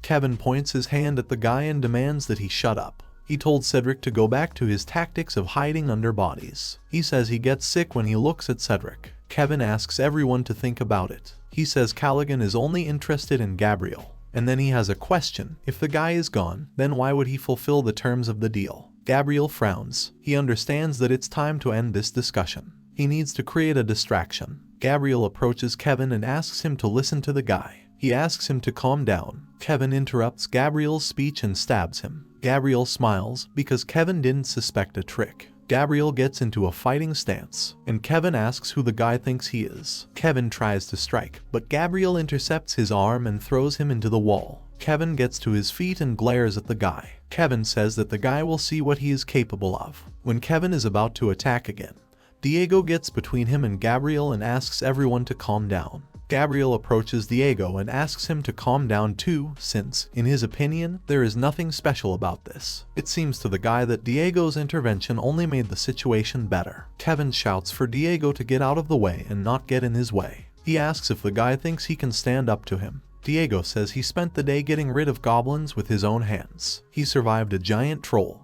and on top of that, he's 3 times heavier than Kevin. He answers Kevin's question and says he feels he can stand up to him. In front of Kevin becomes Matey, Guy, and Fiona. Matey warns the guy that if he tries to touch Kevin, they will also fight. Everyone is looking excitedly at the growing conflict. Gabriel steps forward. He says he thinks that everyone is tired of the crazy day that was. Gabriel says that they need to finish so that the conflict does not grow, and go to bed. He asks if everyone agrees with this. Fiona approaches Kevin and, holding him by the shoulder, says that the guy is right. She offers to go and sleep. All the students began to go to their rooms. It was already night outside. Meanwhile, Gabriel was thinking that he might have to find a solution to the problem with Kevin. The guy understands that Kevin can prevent them from gaining the group cohesion necessary for survival in the next battles. He can't get rid of Kevin because their team needs his strength. Gabriel gets out of bed and swears because he thinks too much. He understands that he needs to clear his head. The guy comes up, presses the button that is located on the wall, and opens the window. The guy looks out the window. Gabriel still can't believe that he is on the other side of the universe, very far from Earth. Suddenly the guy hears someone sobbing. He turns around and sees Melissa standing by the window. Gabriel begins to worry. He wonders what the girl is doing. Melissa turns around with tears in her eyes and looks at the guy. The guy opens his mouth wide in surprise. He begins to understand what the girl is going to do. Melissa takes a step forward and falls down. Gabriel runs to her and asks her to stop. The sound of falling is heard. The guy runs up to the window and jumps after Melissa. He reaches for her with his hand. The guy catches the girl and, hugging her to him, falls with her to the ground. Gabriel is lying on the ground with Melissa. The guy makes a sound of pain. He is glad that they are stronger on this planet than on Earth, otherwise they would not have survived. Melissa opens her eyes wide and tries to figure out what happened. She slides off the guy. Gabriel is still lying on her back and asks what Melissa just wanted to do and what she was just thinking. He thinks it was a very dangerous and stupid act. Melissa starts crying loudly. She tries to justify herself, but the guy interrupts her and says that she did a stupid thing, because the distance between the window and the ground was too small. He asked if the girl had thought about it. Gabriel looks at Melissa, about to say something else. But this time a girl interrupts him and, screaming, asks for his forgiveness. Melissa leans over to the guy and says she doesn't even know what came over her. She says she's very scared. Gabriel doesn't understand why he was so upset about Melissa's act. He wonders what is happening to him. Gabriel and Melissa return back to the block. The girl sits down on the bed, and the guy stands right in front of her and asks him to rest a little. He is going to leave and says goodbye to the girl until the next day. Then he notices that Melissa has taken the guy's hand. Melissa doesn't look at the guy, but asks him to stay with her for a while. She's practically begging for it. Gabriel smiles at the girl and agrees. He sits down next to the girl on the bed. Gabriel turns to Melissa and asks why she decided to jump off the window. Melissa blushes and says she doesn't know what else she can do. She had never been so scared before. The girl convinces the guy that it was the worst day of her life. She says her friends are no longer alive. It depresses her that she found herself on another planet. She thinks she will never see her parents again. Melissa turns to the guy and says that she probably won't be able to fight. She is sure that she will not live on this planet for long. The girl falls silent and puts her head on her knees, and Gabriel ponders her words. Then Melissa continues. Tears were gathering in her eyes, and at that moment she said that she could not bear this feeling. Gabriel asks what kind of feeling Melissa is having. The girl says that she can't cope with the feeling of guilt. The girl starts scratching her hand. She says that the feeling of guilt is very painful, an incredible feeling. She understands that it will never pass. Gabriel doesn't know if the girl is serious. The guy says Melissa can't blame herself. Gabriel says that the monsters took the school children from the earth against their will and decided to get rid of them. He is sure that they had no choice. Melissa screams and says that's not the point at all. The guy falls into a stupor. He asks what's the matter then. The guy doesn't understand. If Melissa isn't upset about monsters, then why then? Suddenly a thought comes to the guy. He thinks that she got rid of one of the students. The girl remembers how during the attack of the Lenidians, she and her friend tried to escape and hide. The girls were running, but at some point Melissa's friend stumbled and fell. She stretched out her hand to Melissa and shouted to her to help her. Melissa turned around and shouted the girl's name. Melissa ran to Sophie and helped her up from the ground. Sophie said she sprained her ankle. Melissa asked the girl to lean on her. At this time, the Lenidians tried to attack them. The girls turned around and looked at the goblins with horror. Sophie asked what they should do. The Lenidians were already approaching the girls. Sophie tells Melissa to hurry up as they need to run. The girl notices Melissa's distant look. She asks what happened to her. Melissa grabbed Sophie's hand at that moment, pulled her to her and whispered to her that she felt guilty for her future act. Sophie asks what the girl is talking about. Melissa took and pushed the girl right in the direction of the Lenidians. Melissa closed her eyes, and Sophie stared at her dumbfounded the whole time. The Lenidians attacked the girl and started hitting her. Sophie cried and then fell on her back. Melissa was running away at the time. It's already a sunny morning outside. The guy opens his eyes and wonders what time it is. Then the guy turns his head and notices Melissa, who is pressing against his arm. The girl was still asleep. The guy looks at Melissa and tries to figure out how he got next to her. After a few minutes, the girl opens her eyes and grunts questioningly. When the girl notices that she has been lying next to Gabriel all this time, she very quickly pulls away from him and begins to apologize. While the girl continued to blush, the guy got out of bed and went to his room. Finally, he told Melissa that everything was fine and informed her that he had gone to get dressed. The guy was walking down the corridor and kneading his shoulder as he was very tired. Diego came around the corner. He was surprised by the appearance of the guy. Gabriel greets the guy, and Diego says he was very worried about him. He knocked on the door of the guy's room all morning, but he didn't answer. Then Diego thinks about it and starts blushing as he noticed that the guy left Melissa's room.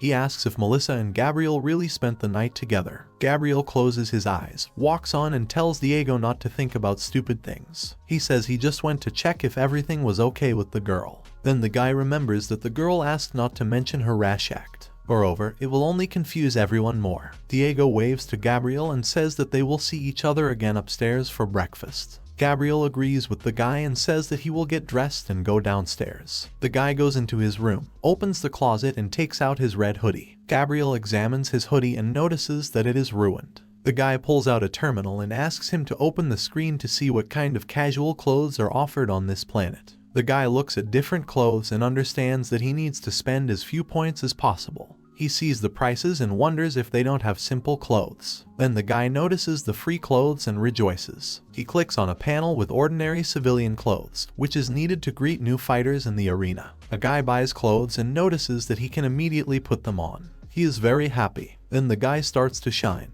He is amazed at how quickly clothes appear on him. He thinks the technology is really amazing. Gabriel goes down to the hall to the guys. Everyone looks and is amazed at his new image. And the guy waves his hand and apologizes for being tired, so he was late. Diego approaches the guy and asks where he got the new clothes from. Melissa raises her hands and says that Gabriel's new outfit is very cool. The guy tells that he took the outfit in the terminal. Melissa and Diego also use the terminal, and their clothes are updated. Diego is amazed and says that this is an extraordinary function of the terminal. Diego says that the clothes appear on them, just like in the Sailor Moon cartoon. And Melissa examines her outfit and says that her new shoes are much more comfortable. All the students are discussing something at the tables. Diego sees Gabriel with one plate of mashed potatoes and asks if this is really all he will eat. Diego also notices that Melissa hasn't touched her food. The girl says she has no appetite. Gabriel says they should keep the glasses. He took the mashed potatoes as it was the cheapest and cost only 5 points. Gabriel tells Diego to look at how much he ate the day before. He asks how many points the guy has left. Diego rubs the back of his head and says he only has 600 points left. Melissa is shocked. She asks if the guy really spent half of his points in one day. Someone on the side pushes Cedric and demands that he get out of the way.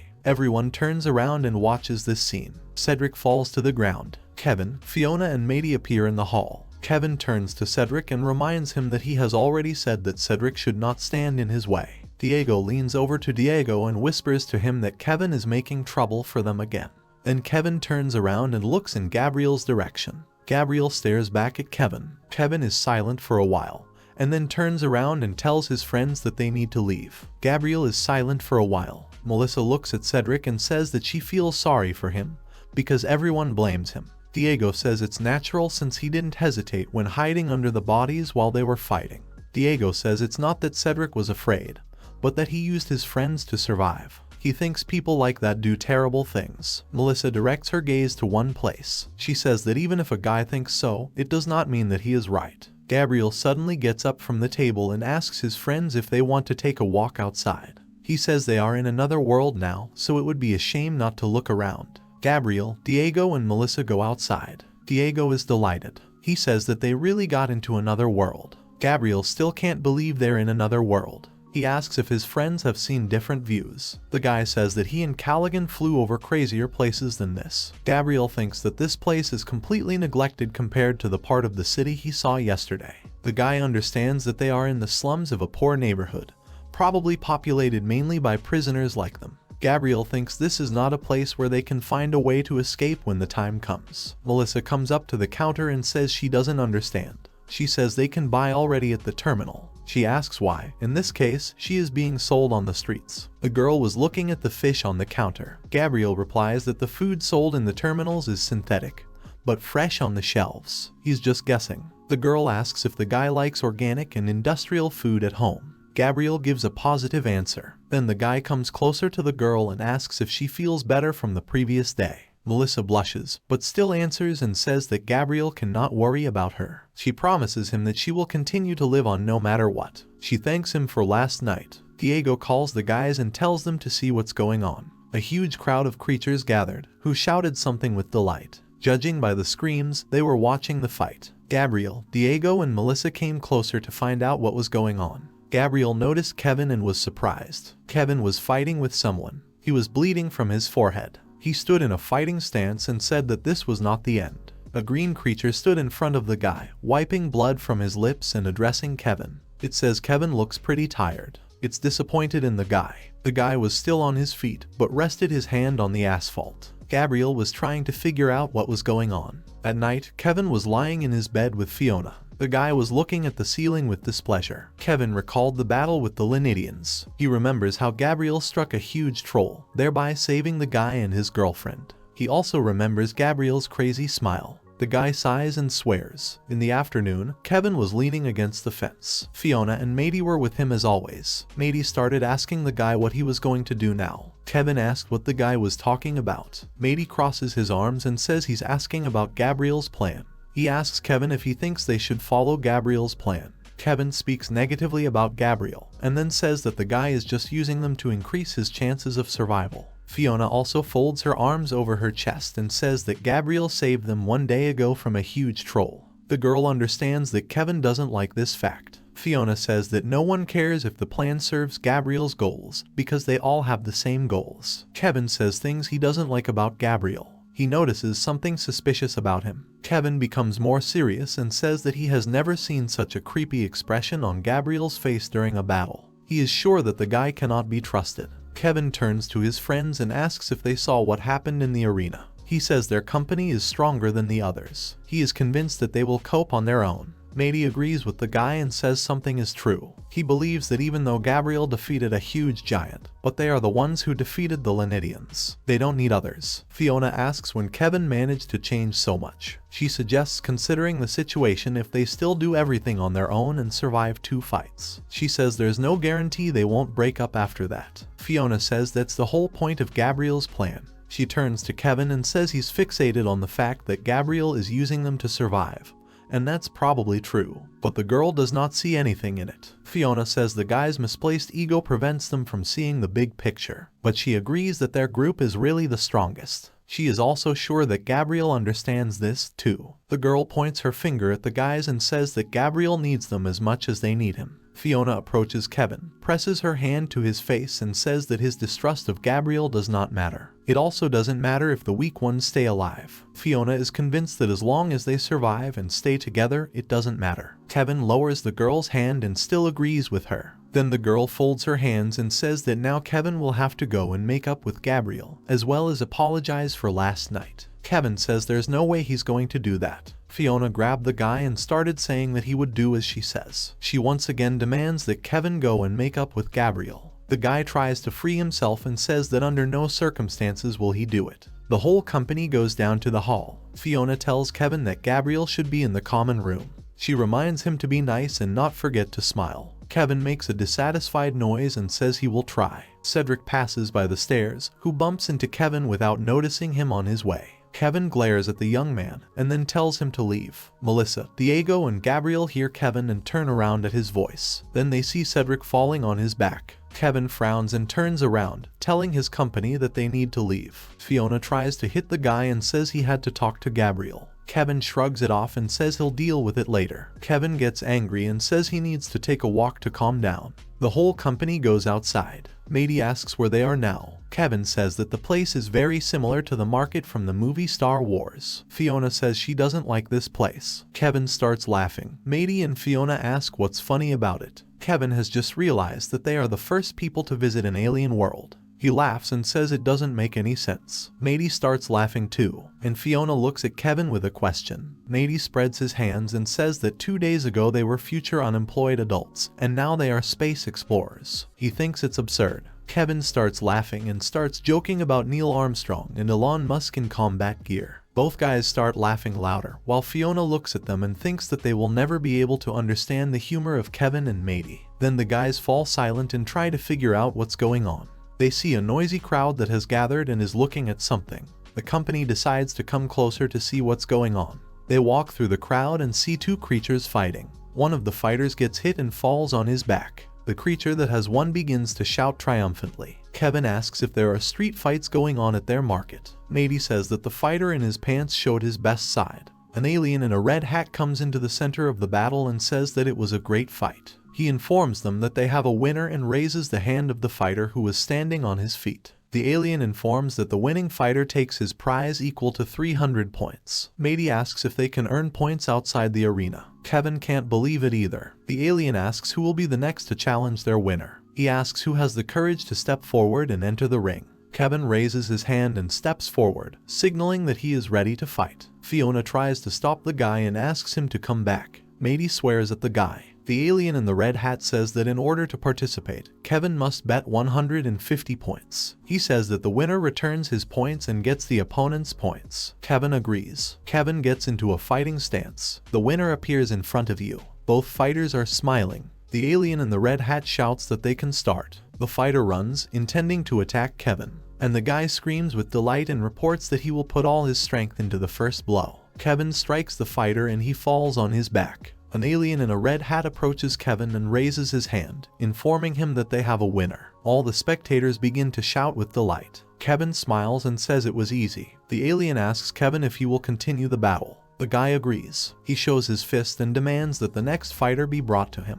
The alien points his hand forward and asks who will be the next fighter. Thus, several volunteers of different races respond, but Kevin was able to defeat each of them. He struck blow after blow until all his opponents fell to the ground. Fiona screamed in delight and asked Kevin to continue in the same spirit. Matey understands that Kevin has almost won 1,000 points. He says he had to take a chance too. The alien in the red hat announces another victory for Kevin. The creature reports that they haven't had such a strong newcomer on the battlefield for a long time. It asks who will be next. In the crowd, one of the creatures smiled rapaciously and stepped forward, wanting to fight Kevin. The whole crowd immediately shouted with delight. The alien says it's unbelievable. He says that Clickwat, who holds the record of wins in the season, came forward. The alien asks if he can stand up against the newcomer. He's shouting for everyone to bet. Matey suggests that Clickwat is very famous. Fiona looks at her boyfriend and says that no one cares because Kevin is going to fight. Kevin notes that Clickwat is very tall.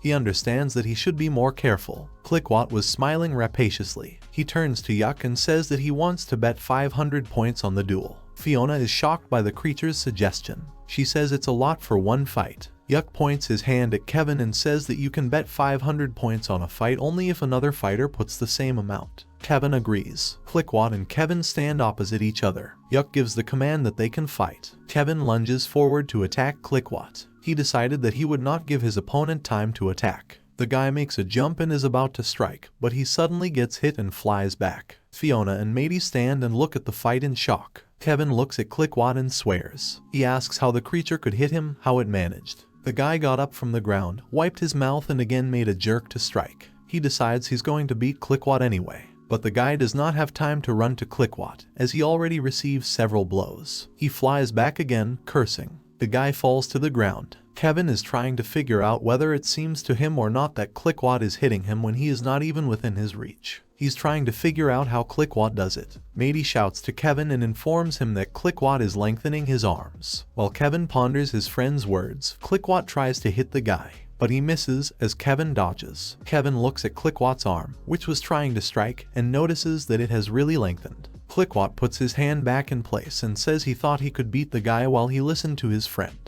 Clickwat praises Kevin's reflexes. He says that the further he hits, the easier it is for a guy to dodge his punches. Kevin thinks the arm lengthening ability is amazing. He forgot that he was fighting an alien, but now that he knows about the lengthening of the limbs, the guy decides that he must definitely win.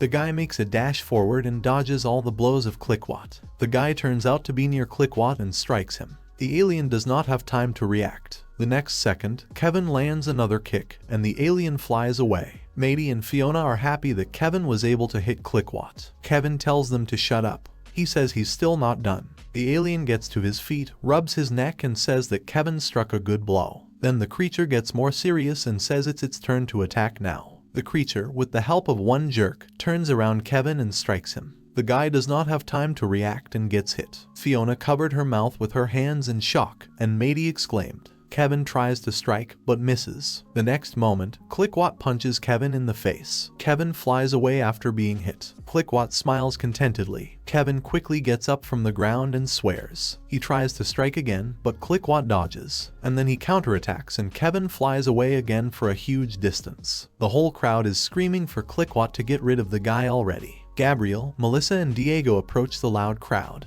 Gabriel asks what's going on. Then he notices Kevin, who stands up and says it's not the end. Clickwot turns to Kevin and says he already looks pretty tired. He's disappointed in the guy. Gabriel looks at Kevin and tries to figure out what's going on. Gabriel looks at the fight and tries to figure out what's going on. Diego turns to the guy and asks what they will do. Gabriel replies that nothing. He says he sees the judge, which means Kevin is involved in a duel, not an attack. Gabriel ponders that they can fight outside the arena. He wonders if this place really has the same rules as the arena. Kevin tries to hit Clickwot again. Gabriel realizes at this moment that Kevin may get hurt. Clickwot smiles and swings his elongated arm, and then strikes. Kevin falls to the ground. Kevin is lying on the ground, and Clickwot looks at him, smiling, and says that the guy fought well. Mady and Fiona run up to Kevin. Yuck raises his hand to Clickwot and announces his victory, as well as his winnings equal to 1,000 points. Diego says Kevin is seriously hurt. Melissa asks if the guy is alive. At this time, Fiona holds the guy's head and with tears in her eyes asks him to wake up.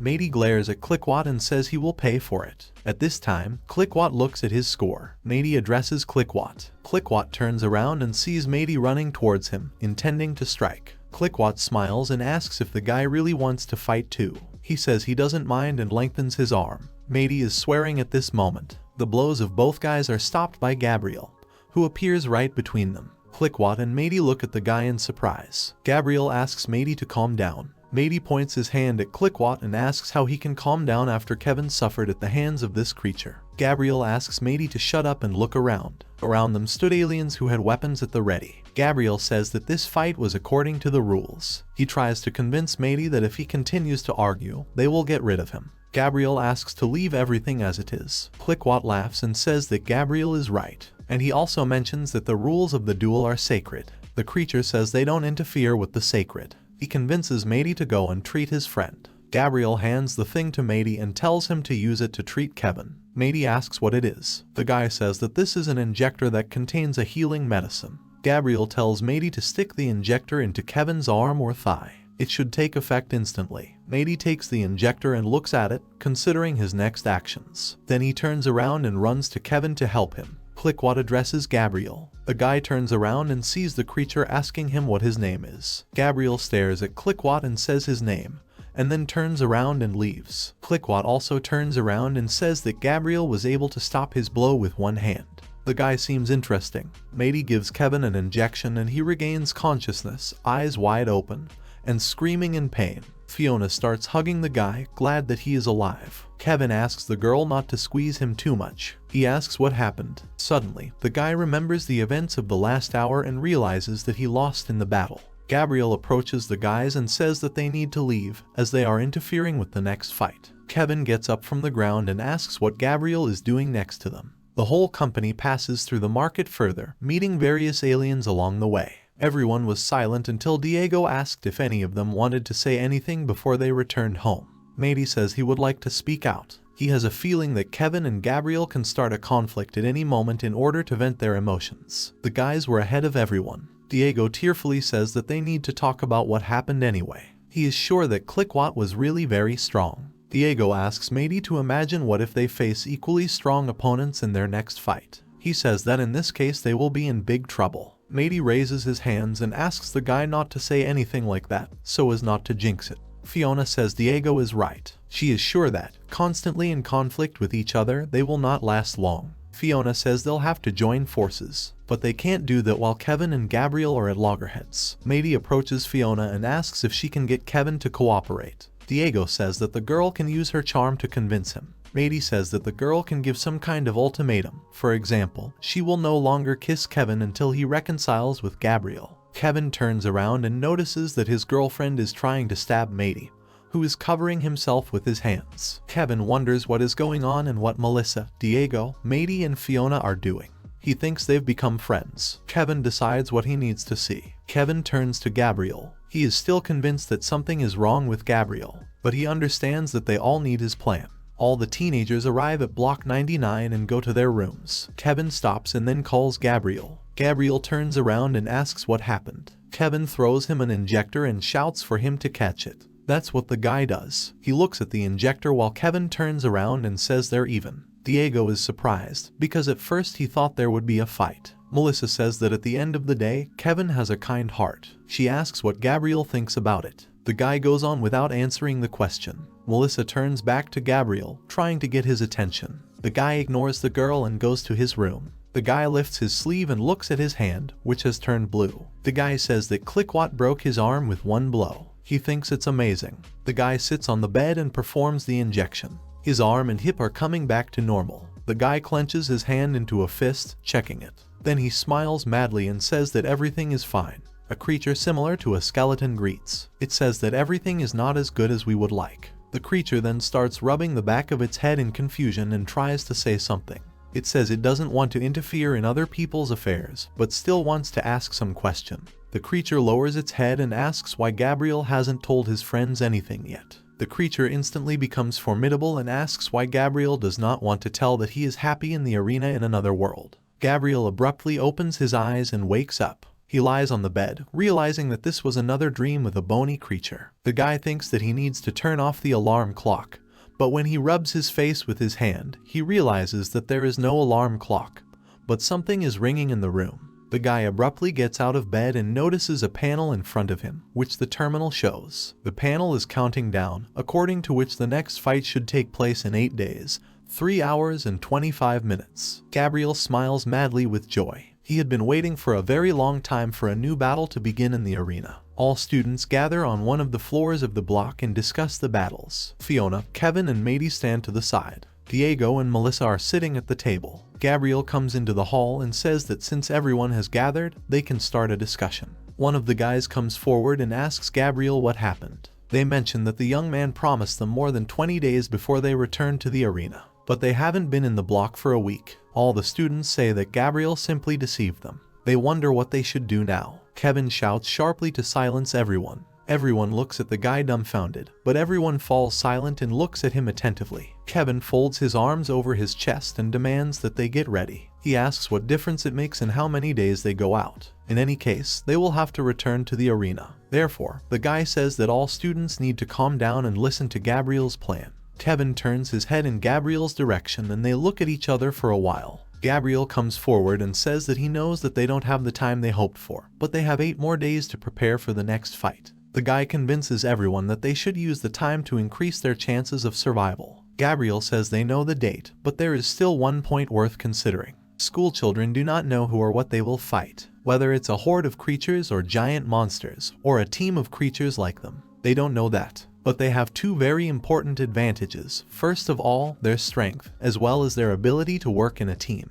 This is exactly what allowed them to survive in the previous battle. Gabriel also mentions that their team knows their own weaknesses that they need to work on. The guy points his hand at the guys in front and says that they are the weak side of their team. The guys are confused. Gabriel says that most of the students do not know how to fight and are weak both physically and psychologically. Gabriel says they need to look at the truth. Most of them will lose very quickly. Diego steps forward and starts waving his arms. He tells Gabriel that he should calm down. Gabriel raises the tone of his voice and demands that everyone be silent. Everyone immediately falls silent as they are amazed at the behavior of the guy. Gabriel says it's not a gym class or some kind of friendly competition. He reminds us that the most important thing in the arena is not participation, but survival. The guy doesn't care that he hurts the feelings of his classmates. He asks to look at the results of each of the participants. He once again says that at the moment most school children are weak. Gabriel says that's why he developed a strategy to increase their chances of survival.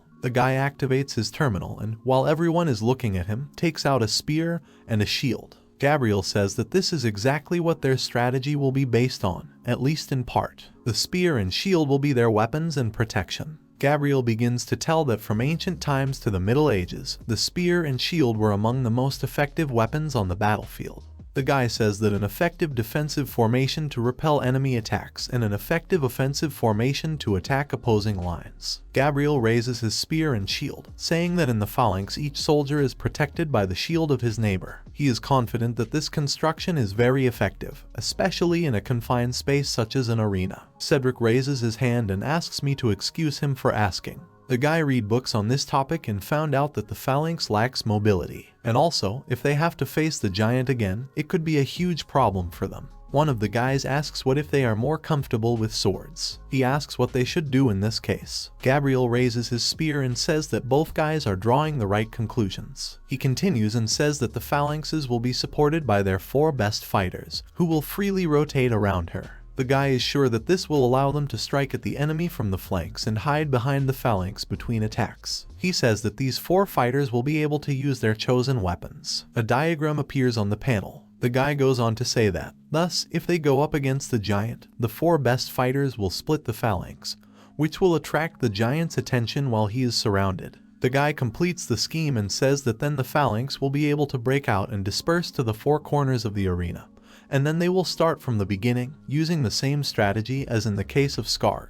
Kevin thinks that if they use this strategy, Gabriel, Mady, Diego and he will most likely score the most points. The guy understands that his girlfriend was right that Gabriel wants to use the weak to score points. Gabriel suddenly turns to Kevin. The guy asks what happened. Gabriel asks if the guy will come out with him for a little demonstration. All students go outside the block. Kevin stands in front of Gabriel. Each of them has a weapon in their hands. Gabriel shouts that Kevin is going to attack him with his sword. He says Kevin can do it anytime. The guy listens to him. Gabriel tells Kevin that he doesn't have to worry, as the guy is going to be more careful. Kevin gets angry. He curses and makes a dash forward to attack the guy. Everyone is watching the battle intently. When Kevin runs up to Gabriel, the guy raises his spear and aims it at Kevin's neck, which makes him stop. Gabriel smiles and explains that the advantage of the spear is the length. Kevin starts to get angry. Kevin then tries to strike with a sword, but Gabriel repels his attack with a spear. Kevin comes closer to the guy and strikes blow after blow, but Gabriel covers himself with a shield and fights off all attacks. Gabriel smiles again and says that the advantage of the shield is protection.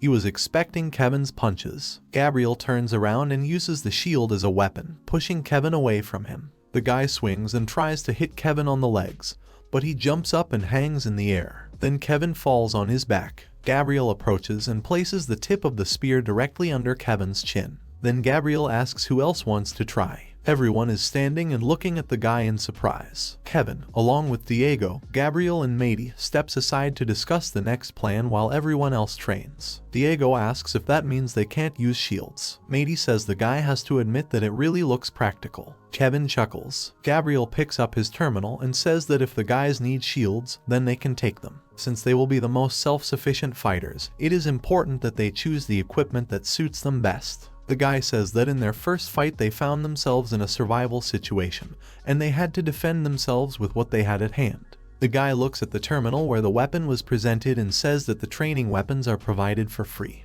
But in order to equip properly, they will have to spend points. The guy also reminds that they have a limited budget, so they will have to settle for entry-level weapons. Diego asks the guy to stop and asks if he is serious. He says he has very few points left. Mady asks how this is possible. Kevin folds his arms over his chest and says that Diego spent almost all his glasses on food. Gabriel tells the guy not to worry about it. Then Gabriel takes out a Sumerian axe from his inventory. He shows the axe and says he took the initiative to buy it. Diego looks at the axe in amazement. Kevin and Mady open their mouths in surprise. Kevin asks what it is. Diego starts swinging the axe and says it's very light. Gabriel says that by combining his strength with the reach of this axe, he could do a lot of damage. That's why Diego looks impressive. Diego says the axe probably cost a lot. The guy says he can't take it. Diego is sure that he must take responsibility for his mistake. Gabriel raises his hand and says that he was only worth 550 points. He says the axe was one of the cheapest. Diego hugs Gabriel and thanks him. He says Gabriel is a real buddy. Gabriel laughs and asks Diego to take it easy. A panel appears in front of Diego with an offer to accept weapons. Gabriel explains to the guy that he has the right to accept a weapon to make it his own. Meanwhile, Kevin and Mady are looking at the armory. They are impressed by the arsenal that the terminal offers. Matey tells Kevin to look at the katanas. Diego turns around and asks if the guys have found the weapon that suits them the most. Gabriel just chuckles. Kevin says he chose the 8th Empire's claymore because he's going to get rid of enemies by the dozen.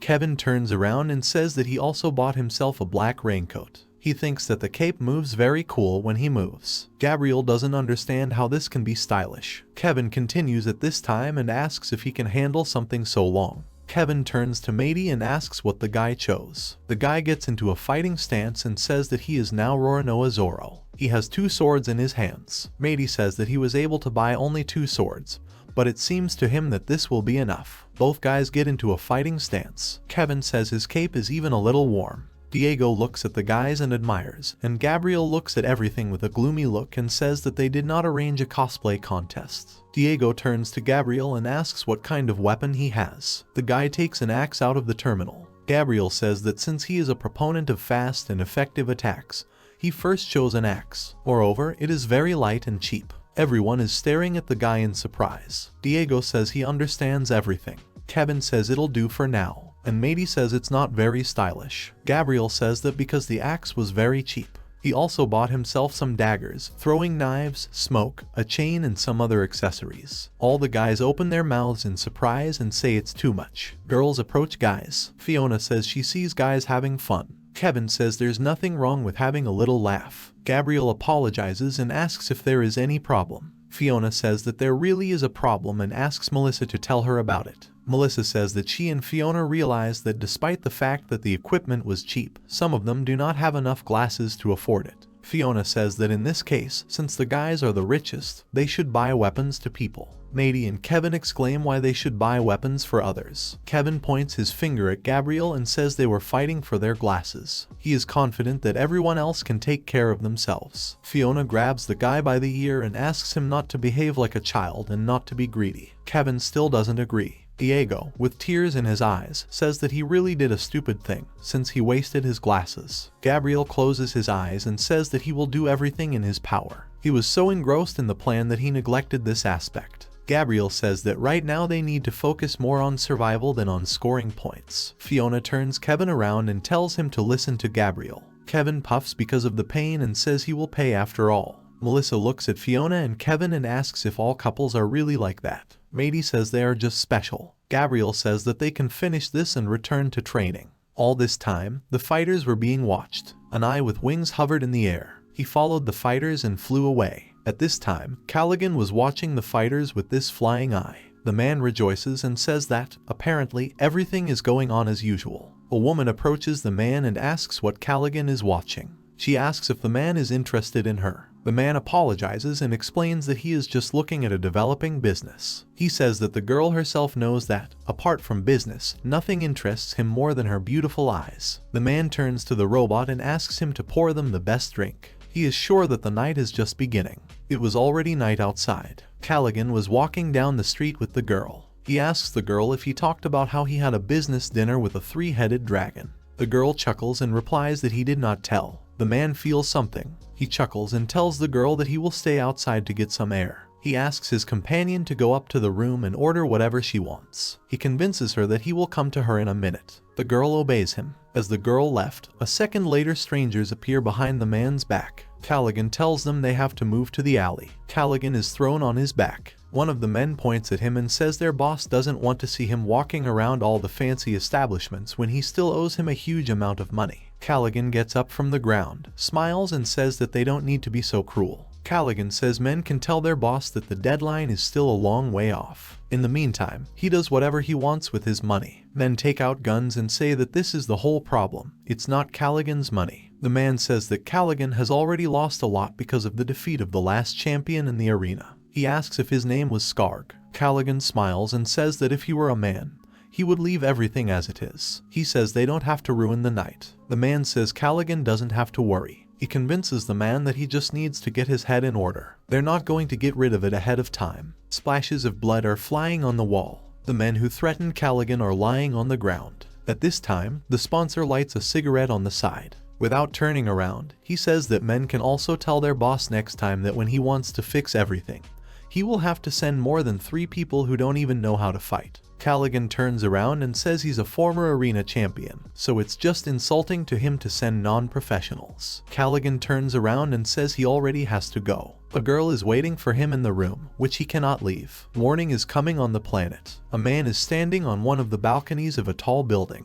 His name is Bull. He believes that this day is one of the most important in history for all the people of their planet. A man thinks that their civilization is going to colonize another planet for the first time, and the honor of being one of the first colonizers fell to him. Also, this privilege was awarded to Dua, his fiancée, and Gun, his best friend. The spaceship rises up and goes into space. A man stands and hugs his bride. Bull thinks that their time has come to head for a new land. He is sure that a wonderful life awaits them. Suddenly the spaceship starts shaking from side to side. All the passengers are confused. Something crashes into the spaceship. Dua clings to Bull, who holds her in his arms. The man opens his eyes wide and sees a huge eye. All the passengers of the spaceship scatter in different directions while the eyes are looking at them. At this time, all the students are standing near the arena. Many were very tense. Diego walked from side to side. Then the guy starts pulling back the collar of his shirt and says he has a panic attack. Diego asks Gabriel how he manages to sleep.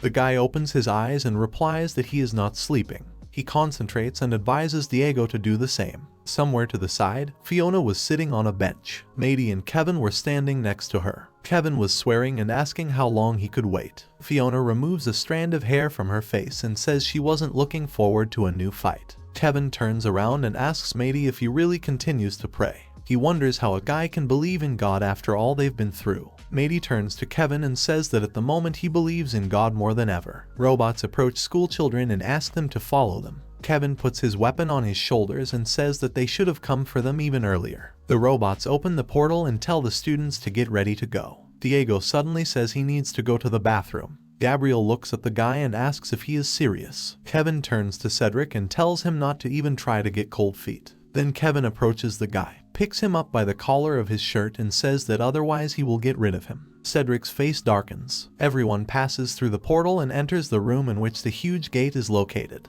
Gabriel gives the command for everyone to line up, as the match will start soon. Fiona kisses Kevin and tells him to take care of himself. Kevin asks the girl not to worry and promises that he will cover her. The girl nods to her boyfriend. All students stand on the defensive. Fiona says they need to act like in training, and then everything will be fine. Kevin looks at Gabriel and says he hopes his tactics will work. The guy replies that he hopes so too. The huge gates are opening. A speaker flies out and greets people from planet Earth. He says that they were the ones who incredibly impressed the audience in their first match. He asks if they will be able to show the same result again. He's all impatient. Fiona stops everyone. Melissa asks what's going on. She doesn't understand. Kevin asks why everyone stopped. Gabriel says he has no idea since he can't see anything from his seat. He says they'll know what's going on when they get to them. Everyone stops. Gabriel walks forward and swears. They see intelligent beings just like them. Dua snuggled up to her future husband and asked what was going on. At that moment, tables with weapons appeared in front of them. Bull says it looks like they're going to have to fight. Maddie looks at the opponents and can't believe his eyes. Kevin also looks at the opponents in surprise and asks if this is a joke. Diego asks Gabriel if they will force them to fight with the same intelligent beings. Gabriel says he was stupid not to have thought of such an outcome. The guy is trying to say something else, but he is interrupted by the speaker, who announces the beginning of the battle. Gabriel says that they are now in the role of the bad guys. The speaker flies across the arena and shouts about the beginning of the battle. The audience begins to rejoice with delight. At this time, Bull was hugging his bride by the shoulders, and the students stood still and could not move. Fiona looks at the opponents and asks why they don't attack. She is sure that they should attack them. Melissa says they are the same as them, so they don't attack. She claims that the aliens do not understand where they are. They have just appeared in the arena, so they are just as scared as the school children at the first battle. Melissa says they're lucky. Fiona asks what it means. Gabriel smiles madly and says that in this case the battle will be easy. The surprise only stunned Gabriel for a second,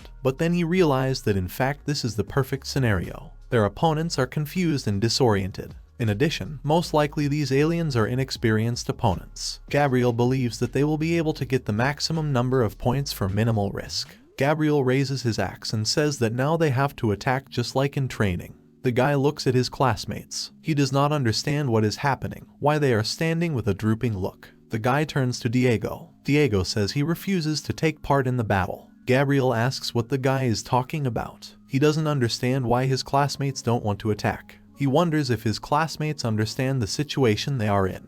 A bony creature appears behind the guy and says that it is Gabriel who does not understand the situation. The guy turns around and asks what it means. The bony creature says that Diego is ready to face any monster to protect his life and the lives of his friends. And the bony creature continues and says that Diego is not ready to get rid of the poor creatures who have become victims of the arena in cold blood.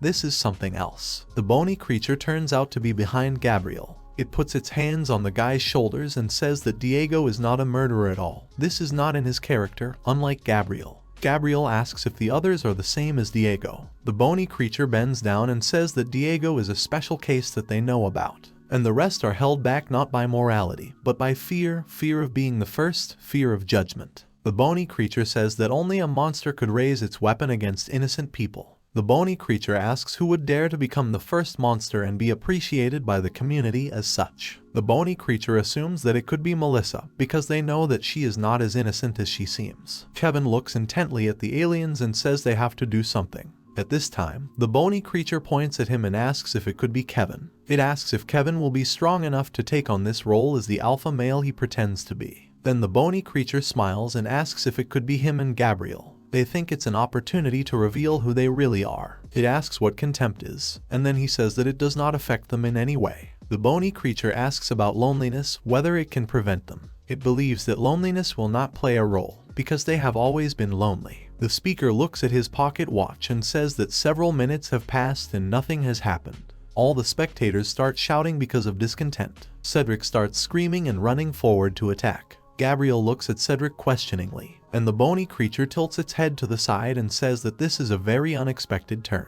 All the aliens began to retreat due to fright. Cedric at this time swung a spear and plunged it into one of the aliens. A few drops fell on Cedric's face. The alien fell on his back. Meanwhile, Cedric was looking at him. Then he abruptly gripped his spear in his hand and smiled crazily. Cedric shouted with delight and turned to his comrades. At this time, aliens were looking at him in disbelief. But after a second, they all started to get angry. The aliens took up arms. Gabriel shouted to everyone that it was time for them to act. Melissa steps forward and shouts that they need to attack. All the students stood in a fighting stance. Matey shouts that this time they are coming, and Kevin screams that they have no other choice. All the students rushed into battle. All the aliens stood in a fighting stance. Bull asked everyone to hold on. He says they will be able to resist. Cedric stands right in front of Bull and laughs. He says the alien is making a mistake. Cedric madly looks at the alien and says that their group has no chance. He is confident that they will defeat the aliens. Bull asks why Cedric is so sure about this. Cedric takes off his shirt and says that he is sure of it, since they are people. Everyone rushed into battle. They attacked the aliens with their spears. The speaker spreads his arms to the sides and smiles broadly. The audience is watching the battle and rejoicing.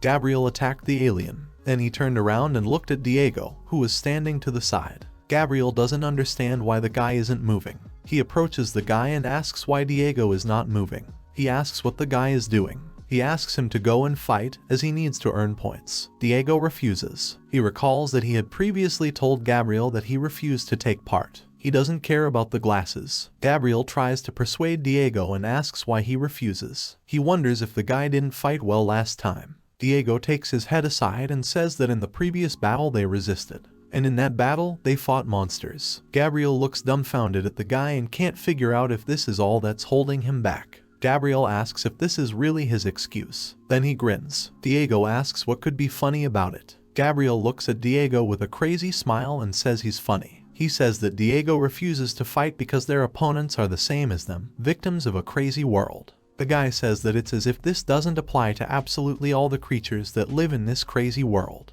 He convinces Diego that the Lenidians and the Escarg were just as much victims as they were. Gabriel grabs the guy by the collar of his shirt and says that this time those who are with them have a vaguely human expression on their faces. He is sure that because of this, Diego decided to portray a good guy. He says the guy is a hypocrite. Diego pushes Gabriel's hand away and demands to be released. Gabriel rolls back into the distance and, smiling, asks where Diego's nonviolence is. Diego shouts at Gabriel to be left alone. He says it doesn't matter if it's logical or not. He's not like Gabriel. Gabriel looks at Diego dumbfounded and asks what this means. Diego asks if Gabriel really thinks his friend didn't notice anything. He is sure that he knows Gabriel better than himself. Diego knows that Gabriel likes being in the arena and fighting dangerous opponents. Diego cries and, pointing his finger at Gabriel, says that he knows how the guy likes to fight. He says that Gabriel can go ahead and have fun further, but he has to leave Diego alone. Gabriel lowers his gaze and frowns. He says he will do as Diego wishes, and then turns around and runs away. While Gabriel is running, a bony creature appears beside him and asks if this could be the end of their beautiful friendship.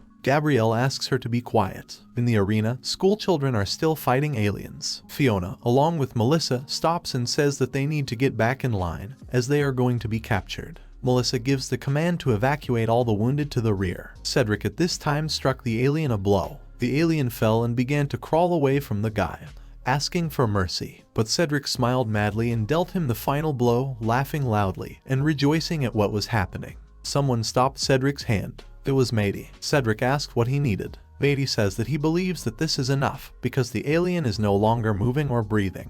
Matey says that just because they have to defeat the aliens doesn't mean they shouldn't show them respect. Cedric first agrees with the guy and says that he understands everything. And then he strikes him and asks what business he has. Kevin turns around and, seeing Matey on the ground, asks what is happening to him. The guy runs up to his friend and notices that Matey's forehead is covered in blood. While Kevin bends down to Matey and asks him to hold on, promising to cure him, Cedric smiles predatory. Cedric says it will teach Matey not to spoil someone else's joyful moment. Kevin's eyes widen in surprise. He gets up and asks if it was Cedric who stabbed Matey. Cedric smiles and then turns around and, pointing the sword at Kevin, says that he did it and that he is going to do whatever he wants. He challenges Kevin to a fight because he wants to see which one of them is a real coward. Kevin swings his sword and is about to strike. Cedric jumps up and avoids the blow, and then the guy flies straight at Kevin, pointing a sword at him. Kevin manages to block the blow with his huge sword. Gabriel turns around and, noticing the battle between Kevin and Cedric, wonders what they are doing. Melissa and Fiona are also looking at them and trying to figure out what's going on. Kevin looks at Cedric, who is smiling insanely. The guy then throws Cedric away with his sword. Cedric laughs and says it was a lot of fun. He had long had a desire to fight with Kevin. Kevin speaks negatively about Cedric and says that he has gone crazy. The speaker chuckles and says that the battle is taking an interesting turn. Gabriel looks at the guys and wonders if they are really crazy. Cedric is going to attack Kevin. He raises his sword and shield, making a dash forward, smiling madly. The guy approaches Kevin and strikes him blow after blow, but his opponent actively blocks all the blows with his huge sword. Cedric laughs and asks why Kevin doesn't answer him and doesn't try to attack, because he challenged him to a fight. Kevin repels another attack and, raising the volume of his voice, says that he is not going to attack Cedric, since he has stopped being himself and just went crazy. Cedric smiles and suggests that he may have become himself, exactly the way they wanted to see him during the first battle. Kevin pushes Cedric away from him. The guy flies off a huge distance. He asks if he can annoy himself. He wonders how Kevin knows how real he is. Then Cedric says that he has been watching Kevin for a long time. Kevin opens his eyes wide in surprise, and Cedric continues and says that thanks to his observations, he began to understand Kevin well. Cedric says that at the moment Kevin probably thinks that since the guy finally had the courage to stand up to him, it's just because he suddenly went crazy. Cedric runs away again and raises his sword to attack. When he approaches Kevin, he assumes that Kevin thinks Cedric is a weak person who would never dare to attack him, because Kevin is big and strong. Cedric strikes and, while Kevin blocks him, asks him if he knows that the guy has never been afraid of him. At this moment, Cedric is smiling madly, and Kevin is clenching his teeth, trying to hold back the blow. Cedric jumps back into the distance again, and Kevin raises his sword to get into a fighting stance. Cedric says that he was never afraid of Kevin, as he knew that he was many times stronger than him. He admits that Kevin physically dominated Cedric, but the guy thinks that being strong depends on the context, on the rules of the game you're playing. Cedric says that according to high school rules, Kevin was the most powerful. He had good looks and success, which gave him the right to dominate everyone, including Cedric, as it was part of the rules. The guys cross their weapons again. Cedric continues and says he knew it wouldn't be for long since Kevin was at his peak. Cedric knew that after graduating from high school, Kevin's strength would only decrease, while his would only grow. Cedric was from a richer family than Kevin. He had much better grades and was recognized and appreciated by educational institutions. Cedric was ready to dominate according to the rules of this world after graduation. while Kevin would most likely have ended his life just like his father. Kevin speaks negatively about Cedric out of anger. He was very much hurt by the mention of his father. Cedric approaches Cedric and hits his forehead with his own. Then he swings his sword and tries to strike, but Cedric manages to step back. Cedric stands a few meters away from Kevin and starts talking again. He is sure that all the time he treated it calmly. He's resigned to being dominated. After all, he believed that these were the rules. Cedric prepares to attack and says that it took him some time, but he finally understood the structure of the new world. Cedric throws his shield at Kevin and runs to attack him. Kevin dodges the shield, and then Cedric makes a jump, going to attack the guy, and says that there are no rules in the new world. Cedric throws dust in Kevin's face. The guy noticed the sand, but did not have time to react, as it was already too late. He started rubbing his eyes, crying out from the pain in his eye. At this time, Cedric raised his sword and plunged it into Kevin's chest. Kevin started coughing up blood. Fiona turned around and saw her boyfriend stabbed with a sword. She began to cry and screamed in horror. Gabriel started swearing, as he also saw that Kevin was pierced with a sword. Kevin fell to the ground. He started reaching for the sword. The guy couldn't talk properly, but he still announced that he was going to get rid of Cedric. Cedric is surprised that Kevin can still talk. He comes closer to the guy and says that, apparently, his blade is blunted. Cedric noticed that Fiona and Melissa started running up to them. Cedric told Kevin to look at his girlfriend, who was running to his aid. He says it's very nice. Cedric raises his sword and raises it right over Kevin, smiling madly and flashing his eyes. He is happy that Fiona will see how her boyfriend is gone. Gabriel runs to Kevin, but realizes that he probably won't make it in time. Kevin wheezes and glares at Cedric. He says not to let the guy miss by accident. Then Cedric stops and asks if Kevin thinks they can get points for defeating people from their own team. Diego appears behind Cedric, pointing his fist straight at him. The guy does not have time to react and gets hit, and then he falls to the ground, dropping his glasses. Cedric crashes into the wall of the arena and falls to the ground while Diego stands with his arm down after the blow. Everyone runs up to Kevin, who was still lying on the ground. Fiona was calling the guy, hoping that he was still alive. The girl immediately knelt down in front of the guy, afraid to touch him. Kevin says he's in pain, but he's fine. Gabriel stretches out his hand and swears, as he should have guessed that they would not be able to open the terminal in the middle of the game. Diego says that if Kevin lives to the middle of the game,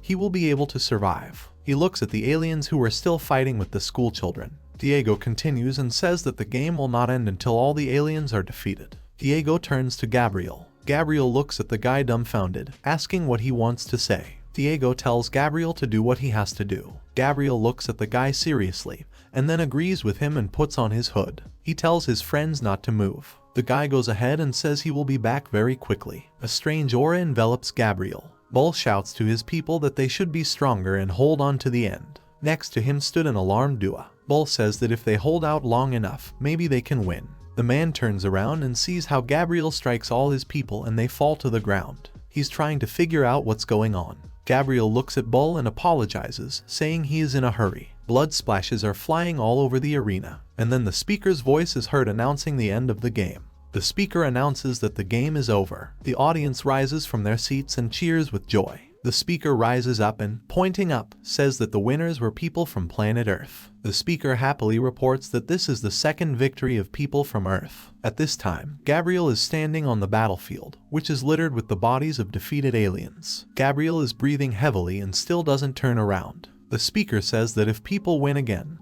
they will end up in the top leagues. Diego and Melissa were standing next to Kevin, who was lying on the ground, and Fiona, who was holding her lover. Melissa was staring intently at Diego, who was very serious. He stood and stared straight ahead. The speaker says that they are all looking forward to seeing what the future holds for them all in the arena of battles. The students lowered their weapons. Meanwhile, Gabriel was wiping the dust off his face. After the battle, robots began to appear in the arena. They all walked in a crowd to the injured fighters. Kevin was placed in a capsule and carried to the medical building in order to restore the fighter. At this time, Fiona was trying to hold back tears, looking at her lover, and Mady stood next to her and held her by the shoulders. The robots also put Cedric in a capsule, as he was also very badly injured after being hit by Diego. The speaker pointed to the panel on which the fighters and their battle points were depicted. There are fewer fighters on the panel. Melissa, Diego, and Gabriel looked at the backs of the departing robots with the injured fighters. Then Melissa turned to Gabriel as if she wanted to ask something,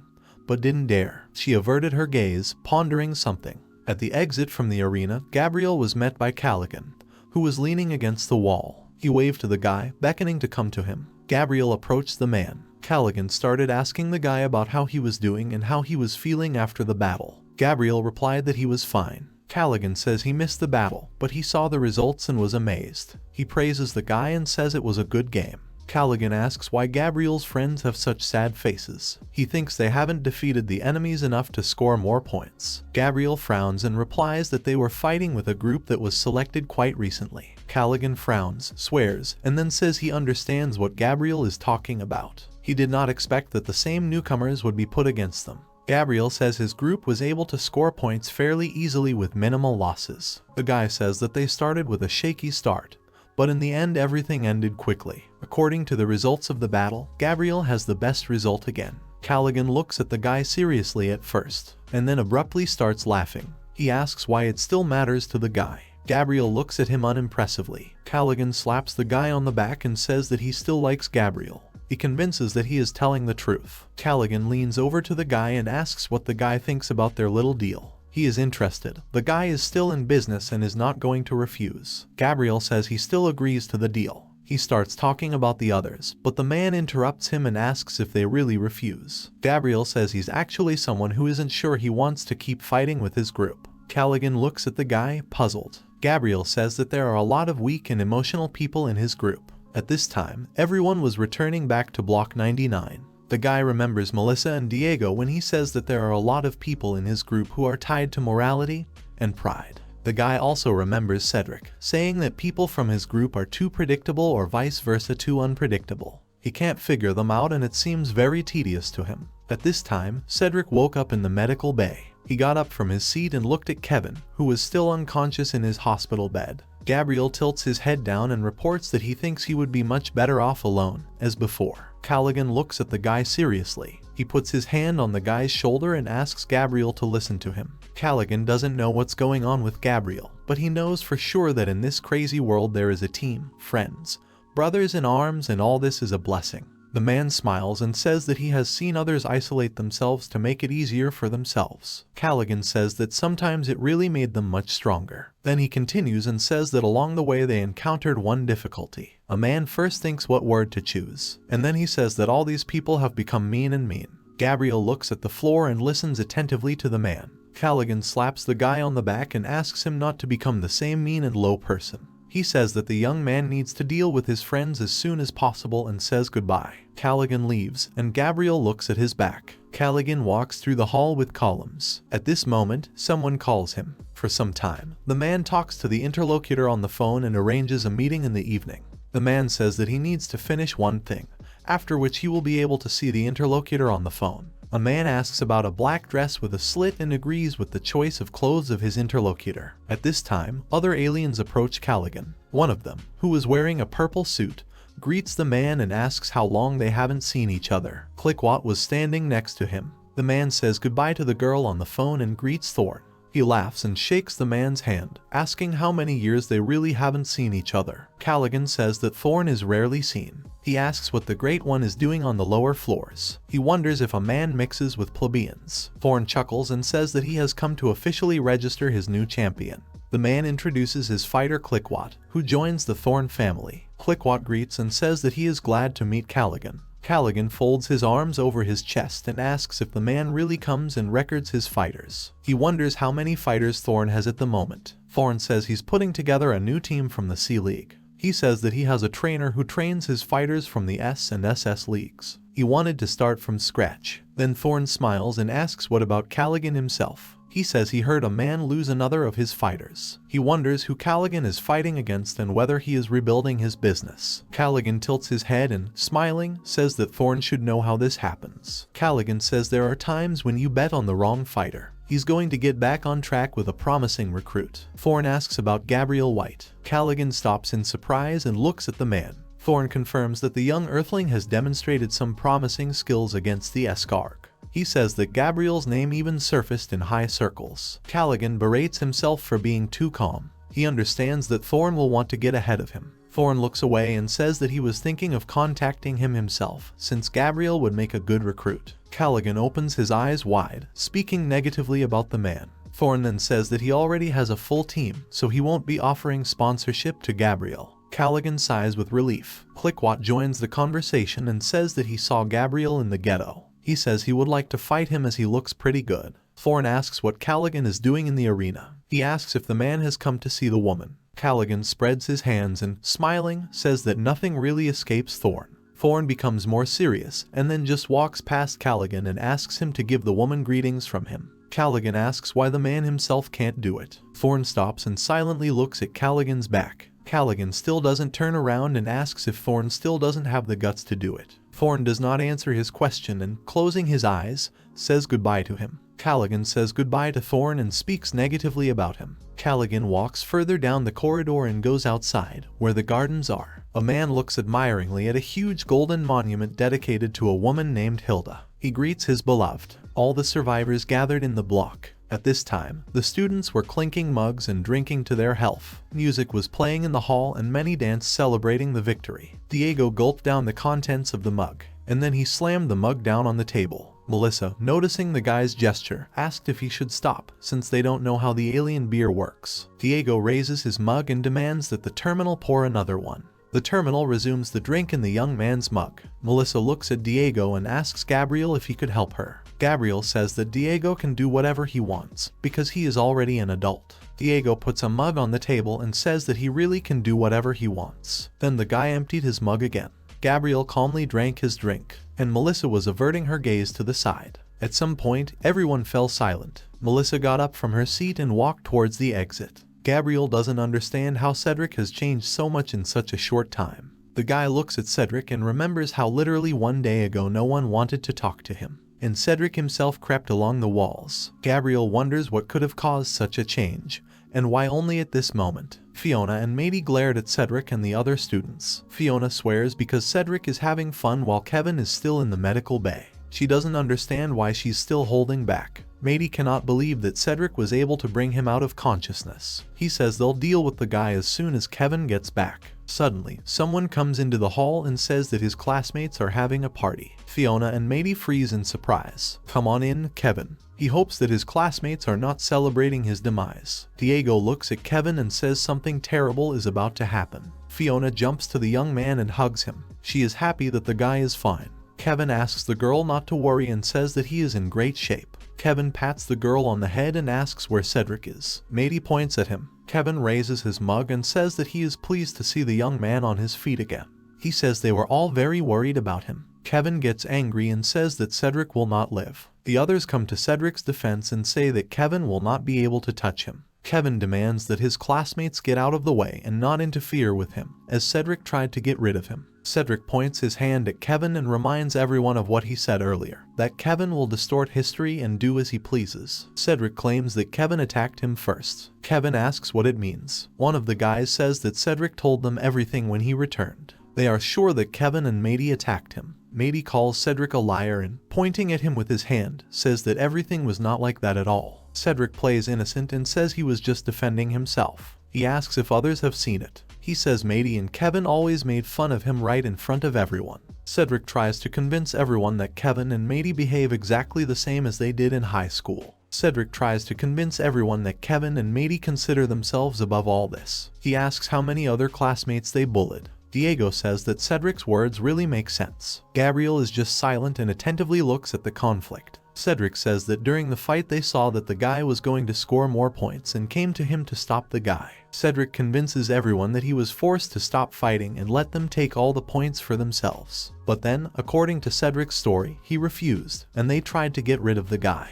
He swears it's true. Fiona says Cedric is lying. Mady asks everyone to say that they do not believe in Cedric's deception. Kevin pulls out his sword and says that's enough. He demands that everyone move away from Cedric and points his sword straight at him. Classmates also took out their weapons. Kevin demanded that no one move. Cedric started hiding behind his classmates. One of the students says that they will no longer tolerate Kevin and Mady's attacks, and then he calls everyone to battle. Fiona turns to Kevin and offers to leave everything as it is. She says that they will still be able to find an opportunity to take revenge. Matey agrees with Fiona. He says they can't fight with their classmates. Kevin is silent, while Cedric shows him his fist and smiles. Kevin is angry with the whole situation. Then he retreats with his friends. Diego at this time hoped that the battle would still happen. He notices that all his friends have already left. Diego wonders where Gabriel is. Cedric was carried into the room by a girl. The guy said that he had drunk a lot and he needed to go to the toilet, and the girl was laughing at this time.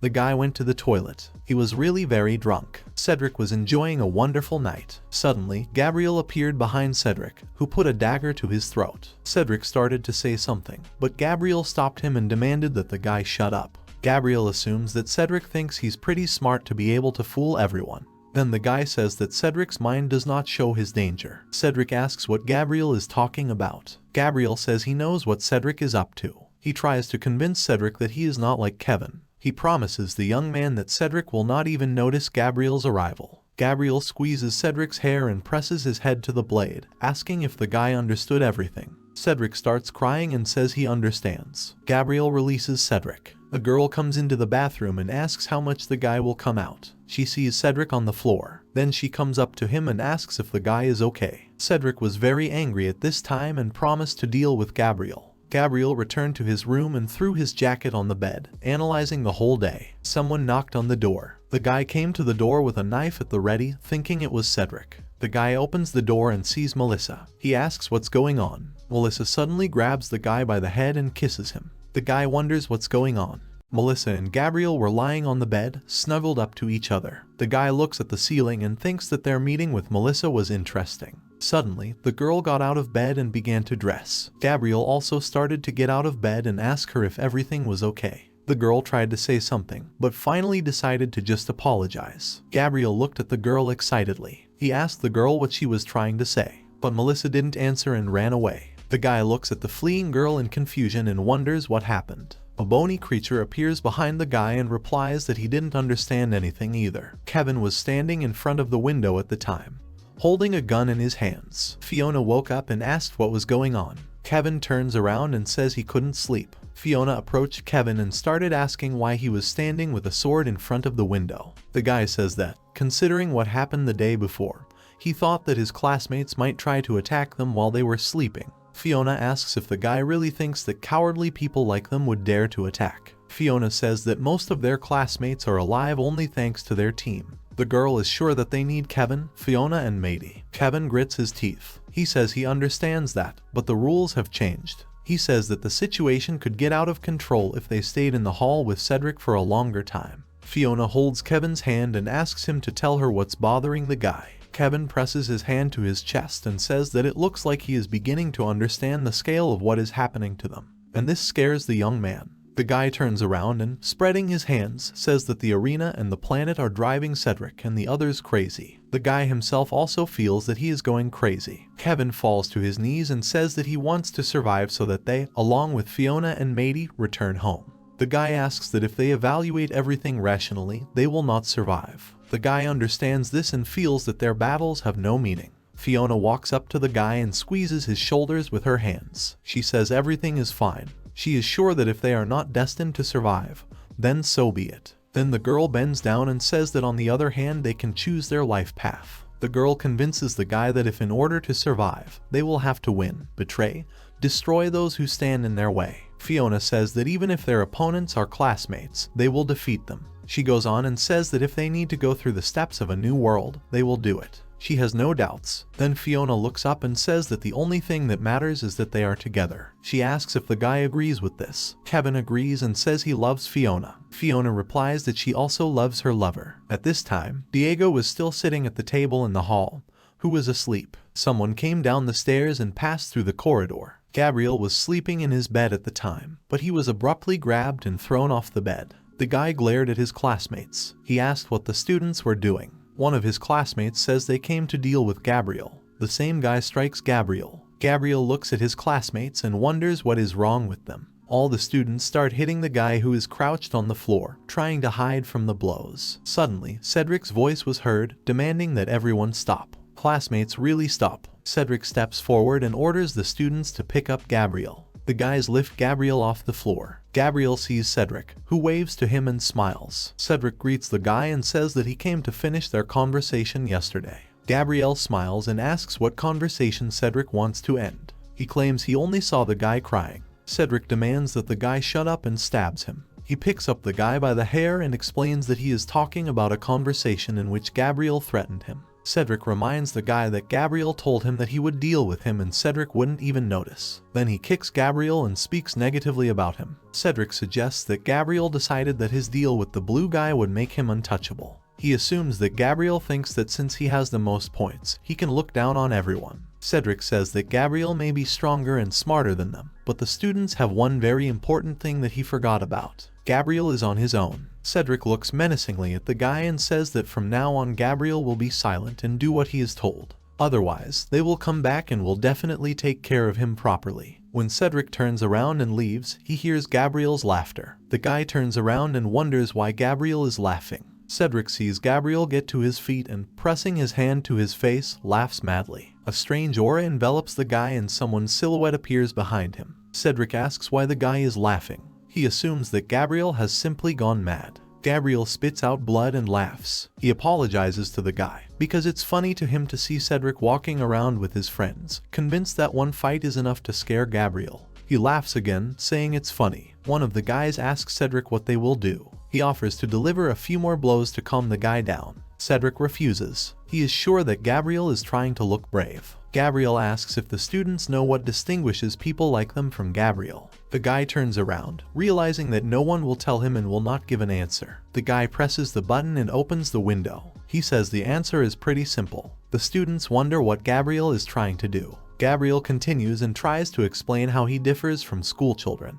Then he throws something into Cedric's hands. Cedric catches and asks what the guy threw into his hands. Then the guy sees the ball on which the countdown is taking place. Cedric and all the students are scared, and Gabriel smiles and says that the difference between him and the students is that he loves a new planet. School children throw away the bomb with a countdown, but it still explodes. There is a strong explosion in Block 99. All school children are thrown back a huge distance. Fiona gets up from her knees and asks what's going on. Kevin wonders if they really heard the sounds of an explosion. Melissa runs to the scene of the explosion, worried about his condition. Diego is still asleep at the table in the hall. Suddenly Cedric lands on the table that was standing next to Diego, and the guy wakes up. Diego asks what happened, and Cedric says that Gabriel has become more inadequate. Gabriel lands on the ground and gets up, turning around and marveling at how powerful the bomb turned out to be. He didn't even imagine that it would cause such a strong explosion. Gabriel picks up the injector and looks at it. Melissa goes to the window and asks what's going on. She's wondering if everything is okay with the guy.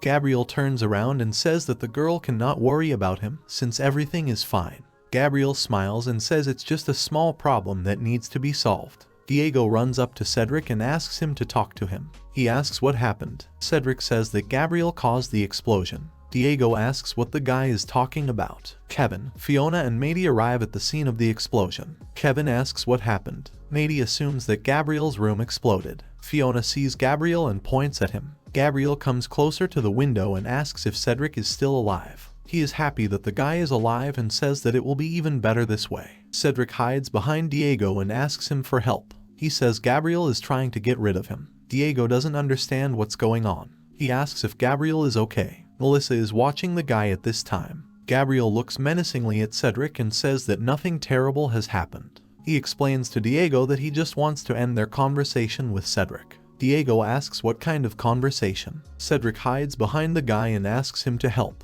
He convinces Diego that Gabriel is crazy. Gabriel is inches away from Diego and Cedric in the next second. Cedric gets scared and steps back. Diego puts his hand on Gabriel's shoulder and asks him not to do anything out of line. Gabriel turns to the guy and demands that he let him go. Diego notices the same look he had last time in the arena. He lets the guy go, realizing that it's not Gabriel. Gabriel was walking towards Cedric, who in turn jumped out of the window. He landed on the ground, but Gabriel threw a knife and hit Cedric in the leg. The guy fell and screamed in pain. He started crawling away and asking the guy not to approach him. Gabriel sat down right in front of the guy. He just stood there for a while. Cedric activated the terminal. He tries to find a weapon and swears. Gabriel says he finds it funny. He asks if it's really not that easy to use the terminal in a state of panic. Axes appear in Gabriel's hands, and he says he has discovered that if you focus well, you can instantly access items from your inventory and use them. Gabriel says that it was thanks to this ability that he was able to get and throw a bomb. He says that this world really fascinates him. Melissa, Diego, Kevin, and Fiona run outside. Cedric looks in horror at Gabriel, who was standing right in front of him. Gabriel says he wanted to thank the guy. Cedric asks why. Gabriel says that he promised his mother that he would never harm people. Gabriel got rid of a ton of aliens on a new planet, but decided that since they were not real people, he was still keeping his promise. Gabriel says that this arrangement suits him. On a new planet, he was finally able to fully surrender to his impulses. The guy says that he always wanted to find out what it's like to get rid of a person. It discourages him a bit. Cedric looks at the guy with horror and swears because he thinks he's gone crazy. Gabriel says he wants to thank Cedric for being the first person he gets rid of. When Gabriel raises his axe, Cedric tries to crawl back. He puts his hand out and asks about the promise Gabriel made to his mother. Gabriel smiles madly and says he doesn't care. Cedric covers himself with his hands and screams, begging for help. Gabriel raises the axe. When he almost strikes, the axe blade breaks. Gabriel doesn't understand what happened. Suddenly, right in the place where the guys were, a huge beam hits. All students look at what is happening and ask questions. Gabriel chuckles. He suspected that it was forbidden to engage in combat outside the arena. An alien appears in front of him, who is sitting on a huge lizard. The alien says that in the name of the Inquisitor and according to the law of entities, unauthorized combat must be stopped immediately. Robots with weapons appear on the street. One of the robots reports an alarm. He says that a violation has been committed. The robot demands that the violators lay down their weapons and return to their cells. All students raise their hands. Diego asks if this means that Gabriel is in big trouble. Gabriel raises his hands and says he's giving up. The alien takes out a book and tells the students to prepare for the verdict. The alien turns to Gabriel and says that for violating the essences and trying to take the life of one of the fighters outside the arena, the Inquisition sentences him to pay 2,000 points and seizes the entire inventory of the young man. Gabriel begins to worry, because in this case he will have nothing left. The alien demands that the guy shut up. He says the guy also got a warning. At the third warning, the guy will get rid of. When the alien turned around, about to leave, Gabriel asks why he is the only one being punished, because Cedric attacked him first. The alien says that fighting is not forbidden. He says that if the guy didn't want to take the life of another fighter, then he shouldn't have emitted such a big murderous aura. He tells everyone to go back to their cells. Then the alien leaves. Gabriel chuckles and says that Cedric is lucky. Gabriel thinks that he has practically no glasses left and now he has no weapons. Gabriel also realizes that he doesn't have a room anymore. He has no idea how the situation can get even worse. Gabriel opens the terminal system and sees that the next fight is in 46 hours, 50 minutes and 20 seconds. The guy asks if it could be a joke. Kevin is swearing because there are less than 2 days left until the next fight. He says they didn't have time to recover after the second fight. He is sure that it doesn't make sense. Matey says they could have been warned that it was an accident. He was sure that they had several weeks ahead of them.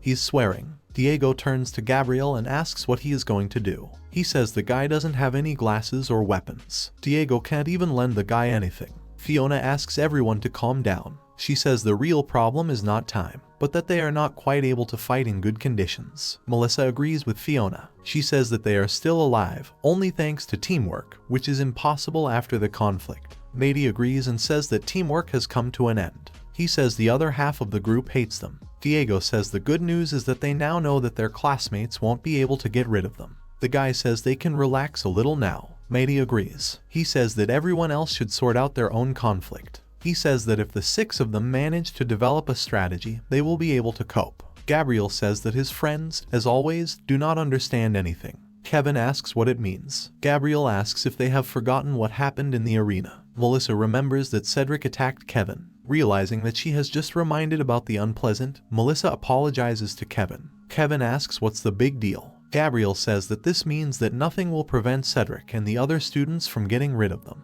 Gabriel is sure that their real problem is that they risk facing not 1, but 2 teams. Then he adds that it's more of a problem of his friends. Fiona asks why the guy thinks it's their problem. Matey assumes that Gabriel is going to switch sides with Cedric and the school children. Diego asks what Gabriel is talking about. Kevin says he's been right all along. The guy points his hand at Gabriel and says that he will be safe thanks to the deal with Callaghan. Kevin asks if everyone has forgotten that if Gabriel is gone, the deal will be terminated. If the others want to stay together after the next match, then they will have to save Gabriel's life. Then Kevin says that on the other hand, nothing prevents them from taking it out on all of them. Kevin is sure that Gabriel plays by his own rules from the very beginning. Kevin says Gabriel doesn't care about his friends. Gabriel is only interested in his own survival. Diego says Kevin is wrong. He recalls that Gabriel saved Kevin and Fiona from the escarg. Gabriel also put an end to the last fight so they could heal Kevin. Diego recalls that Gabriel even cured Kevin after the fight with the lizard man. He asks why Gabriel did all this, if not out of good intentions. Kevin asks if the guy really wanted to save them from the escarg. He assumes that Gabriel only wanted to take advantage of the opportunity and catch them off guard. Diego tenses up, and Kevin says that after all this, Gabriel was only defending his interests. He convinces everyone that Gabriel doesn't care about his friends. Melissa suddenly remembers how Gabriel caught her in time to fall and how they kissed one night ago. Gabriel gets up from the ground and asks if Kevin has finished his speech. He says he really took advantage of the deal with Callaghan to ensure his safety. The guy also says that it is obvious that for him his own survival is above all. He asks if Kevin and everyone else don't have the same thing. Gabriel assumes that his friends want to find out the whole truth. He tells them that they can recognize her. Gabriel says that his plan was aimed at ensuring his own safety, but it was initially beneficial to everyone. But Kevin decided to spoil it. Kevin asks why exactly he messed it up. Gabriel points his hand at Kevin and says that no one forced him to continue acting like the most important guy in school, or to continue mocking Cedric. The guy reminds them that they are no longer in school, and that they are no longer children. Gabriel convinces everyone that Kevin doesn't really care about how he protects his interests. Gabriel is sure that Kevin is annoyed that it was Gabriel who became the leader of the group. It's annoying that he didn't do it because of his cowardice. Gabriel says Kevin is a weak person. Kevin knows this fact and is therefore annoyed. It was Kevin who dragged everyone into this conflict. Fiona gets in front of Kevin and stops the guy, saying they've heard enough. Gabriel falls silent, and Kevin just put his head down and looks at the ground under his feet. Gabriel leaves and says that it doesn't matter whether Kevin likes it or not, but he is the best option for their survival. The bony creature asks why Gabriel was so cruel to Kevin. Gabriel jumps down and says he doesn't care. Gabriel has been trying to be accommodating and understanding all this time, but his friends still do whatever they want. The guy landed on the ground and decided that now his friends would obey voluntarily or forcibly. Callaghan was sleeping on a bench right in front of a huge monument dedicated to Hilda. The man opened his eyes and realized that he had fallen asleep. Callaghan looks at his phone to find out how long he slept. He notices missed calls. Then the man worries because the girl is angry at him. Then the man notices that Bishop Praxis is standing right in front of him. The bishop greets the man. The bishop turns to the monument and says that the artisans who created it are really incredible. The monument seems very alive to him. The bishop turns back to Callaghan and asks how much time has passed since their last meeting. Callaghan looks at the bishop and says he doesn't know for sure, but assumes that several decades have passed. The bishop says that he has lived for so many millennia that he stopped counting a few years ago. He then tells Callaghan that the last decades have seemed very long to him. The bishop can't even imagine how difficult these years were for Callaghan, because his wife was gone. The bishop often recalls the period when there was the era of the Three Kings, the era of miracles. He says Hilda was a magnificent warrior, powerful, beautiful, and merciless, and she was also a real, rebellious queen. The bishop presses his hand to his chest and says that if he had the strength to break the rules of this world and bring Hilda back, he would have done so. He says that the ways of the essence are inscrutable. The bishop then turns to Callaghan and says that the arena is grateful to him and his team for their sacrifices. He turns around and says that entities should guide them. Callaghan looks at his wife's monument and clenches his fist with all his might. He turns to Praxis and asks him to stop. Callaghan says something is coming. The bishop turns around and asks what exactly is coming. Callaghan says that a new era of miracles is approaching. He promises this to both Praxis and Hilda. He will do everything possible to revive his wife. The bishop smiles and says he is looking forward to it. Gabriel came to a huge building guarded by gorillas. The guy thinks he's come to the right place. He remembers an alien in a red hat who apologized for the fact that the fighting in the market was over. He told the guy that if he really wanted to fight, then the alien could tell him one place. The aliens mentioned that this place is on another level. He wasn't sure if Gabriel could handle it. Gabriel approaches the entrance and is met by the guards. One of the guards asks why the guy came. Gabriel replies that he has come to fight. The guards open the doors and let the guy through. One of the guards says that the welcome robot will explain the rules of this place, after which Gabriel will have the opportunity to find himself a fight.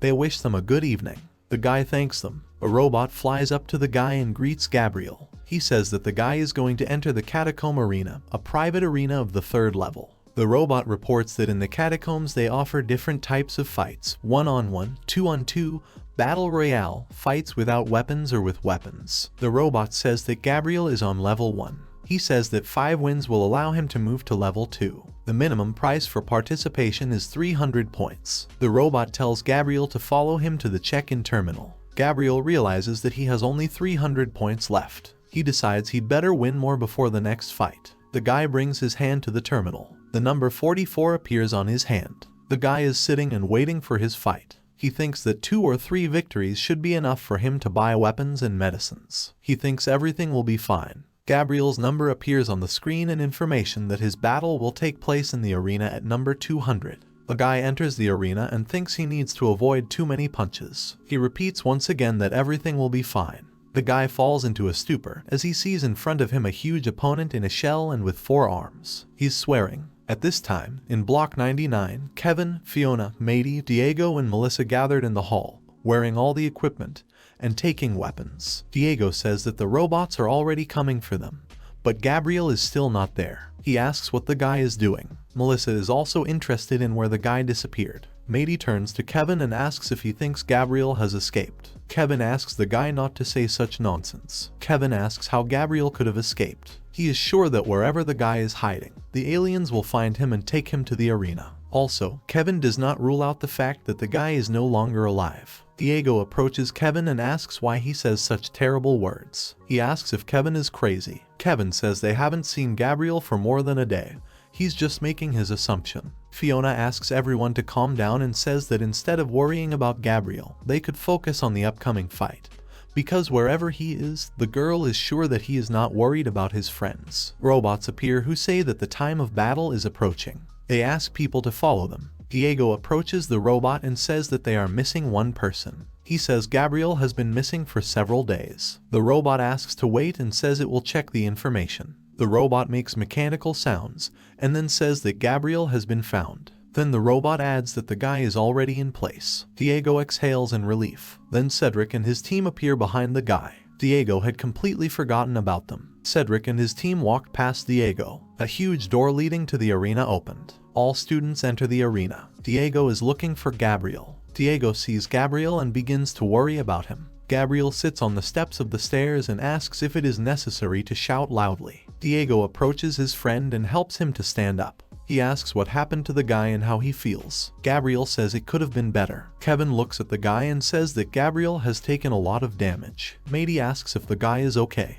Gabriel says that he wanted to score points to arm himself for the next fight. He says he was given the address of a private arena and decided to test the arena. The guy thought that 2 or 3 victories would be enough for him to win back. Gabriel says that in the first battle he was overwhelmingly defeated by a giant turtle. He had been unconscious for a whole day, and on top of that, he had no funds left for treatment. Gabriel lowers his gaze and says that he is in a difficult situation. Melissa approaches the guy and hands him the injector. The guy takes the injector and thanks Melissa. The girl says that the guy left very quickly in their last meeting, so she didn't have time to tell him that she had enough points left to buy him basic equipment. Gabriel has a sword and a weapon in his hands. The guy says that the girl saves his life. Melissa says it's the best she could buy. Gabriel was sure Melissa was mad at him after what he had done. The girl turns to Gabriel and says that she just wants him to know that no matter what happens and whoever he is not alone. The guy is a little dumbfounded because the girl put her palm on his face and said such words. He says everything is fine.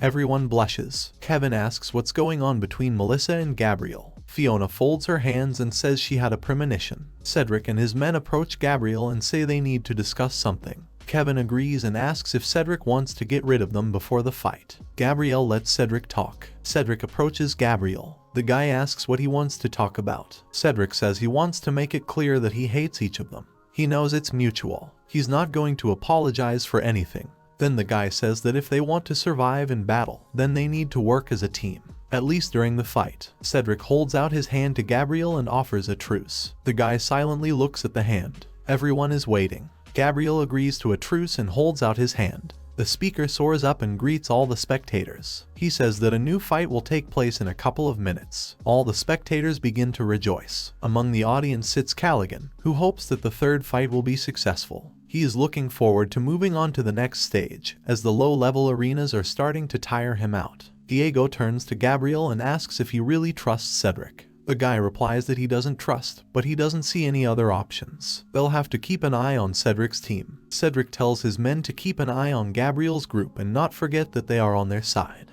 Guys listen to him. The speaker gets down on the ground and says that on this festive day all the spectators hope for a good fight. He represents the fighters. The speaker represents earthly people. He reports that this is their last mandatory match. He also says that the team made a splash by showing unstoppable strength, which contrasts with their fragility. The speaker wonders if people will be able to win this time. Then the man introduces their opponents. A huge creature comes out from behind a huge gate. Everyone is surprised by his appearance. Diego turns to Gabriel and asks him not to tell who their opponent is, but the guy says that their opponent is really the same turtles. The speaker represents the mutant warriors of the Space Dome. He says they are the Jade Titans from the 890 universe. The speaker says that the mutants are also holding their last mandatory match and are striving for the top of the higher leagues. The speaker smiles and asks the audience who they think will win. Callaghan is tense as he has seen previous mutant fights from the Space Dome, which were very fierce. The speaker at this moment shouts that the fighters can start a fight. Fiona swears and asks what they should do,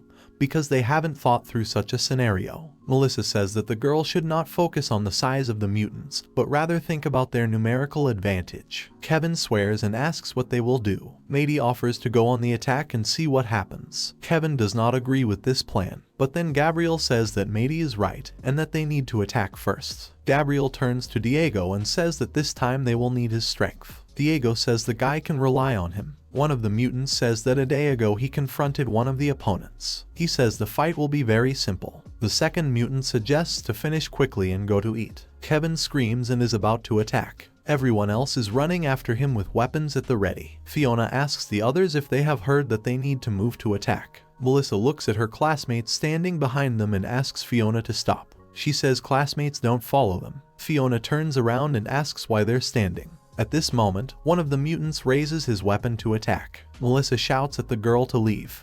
The mutant collapses and falls on his back. Fiona turns to Kevin. The guy is standing with a gun at the ready and speaks negatively about Cedric. While the mutants are fighting, Cedric's team just stands still. Kevin understands that the guy does not plan to interfere. Diego shouts to Gabriel, but he only says in response that the guy should not be distracted. Mady asks if it's fair to fight with 4 blades against 2. The mutant asks if the guy is a prankster. The girls are also trying to defeat the mutant, but he repels all their attacks. Then he strikes one hard blow. The girls cover themselves with a shield. Kevin appears behind the mutant and brings the claymore to attack. He says he caught it and hits the shell. The mutant rolls back. Kevin lands on the ground, and the girl praises him for a strong blow. Kevin says he had a strange feeling. The guy looks at his sword and notices that it is covered with cracks. The mutant chuckles and says that humans will need something better than their low-grade weapons to pierce the scales. Kevin curses and points his sword straight at the mutant. Gabriel and Diego roll back. Diego swears and says their punches are useless. He asks what they should do. Gabriel tells the guy to watch the mutants more closely. The guys examine the arms, legs, and neck of the aliens. Gabriel says they need to try to get into the joint between their scales. Gabriel understands that aiming at a certain point without getting hit by one of their 4 hands will not be easy. Gabriel says that if there were more of them, it would be easier for them to immobilize them. Suddenly a thought comes to the guy's mind. Gabriel turns to Diego and asks if he can create a cloud of dust. Diego says he can try.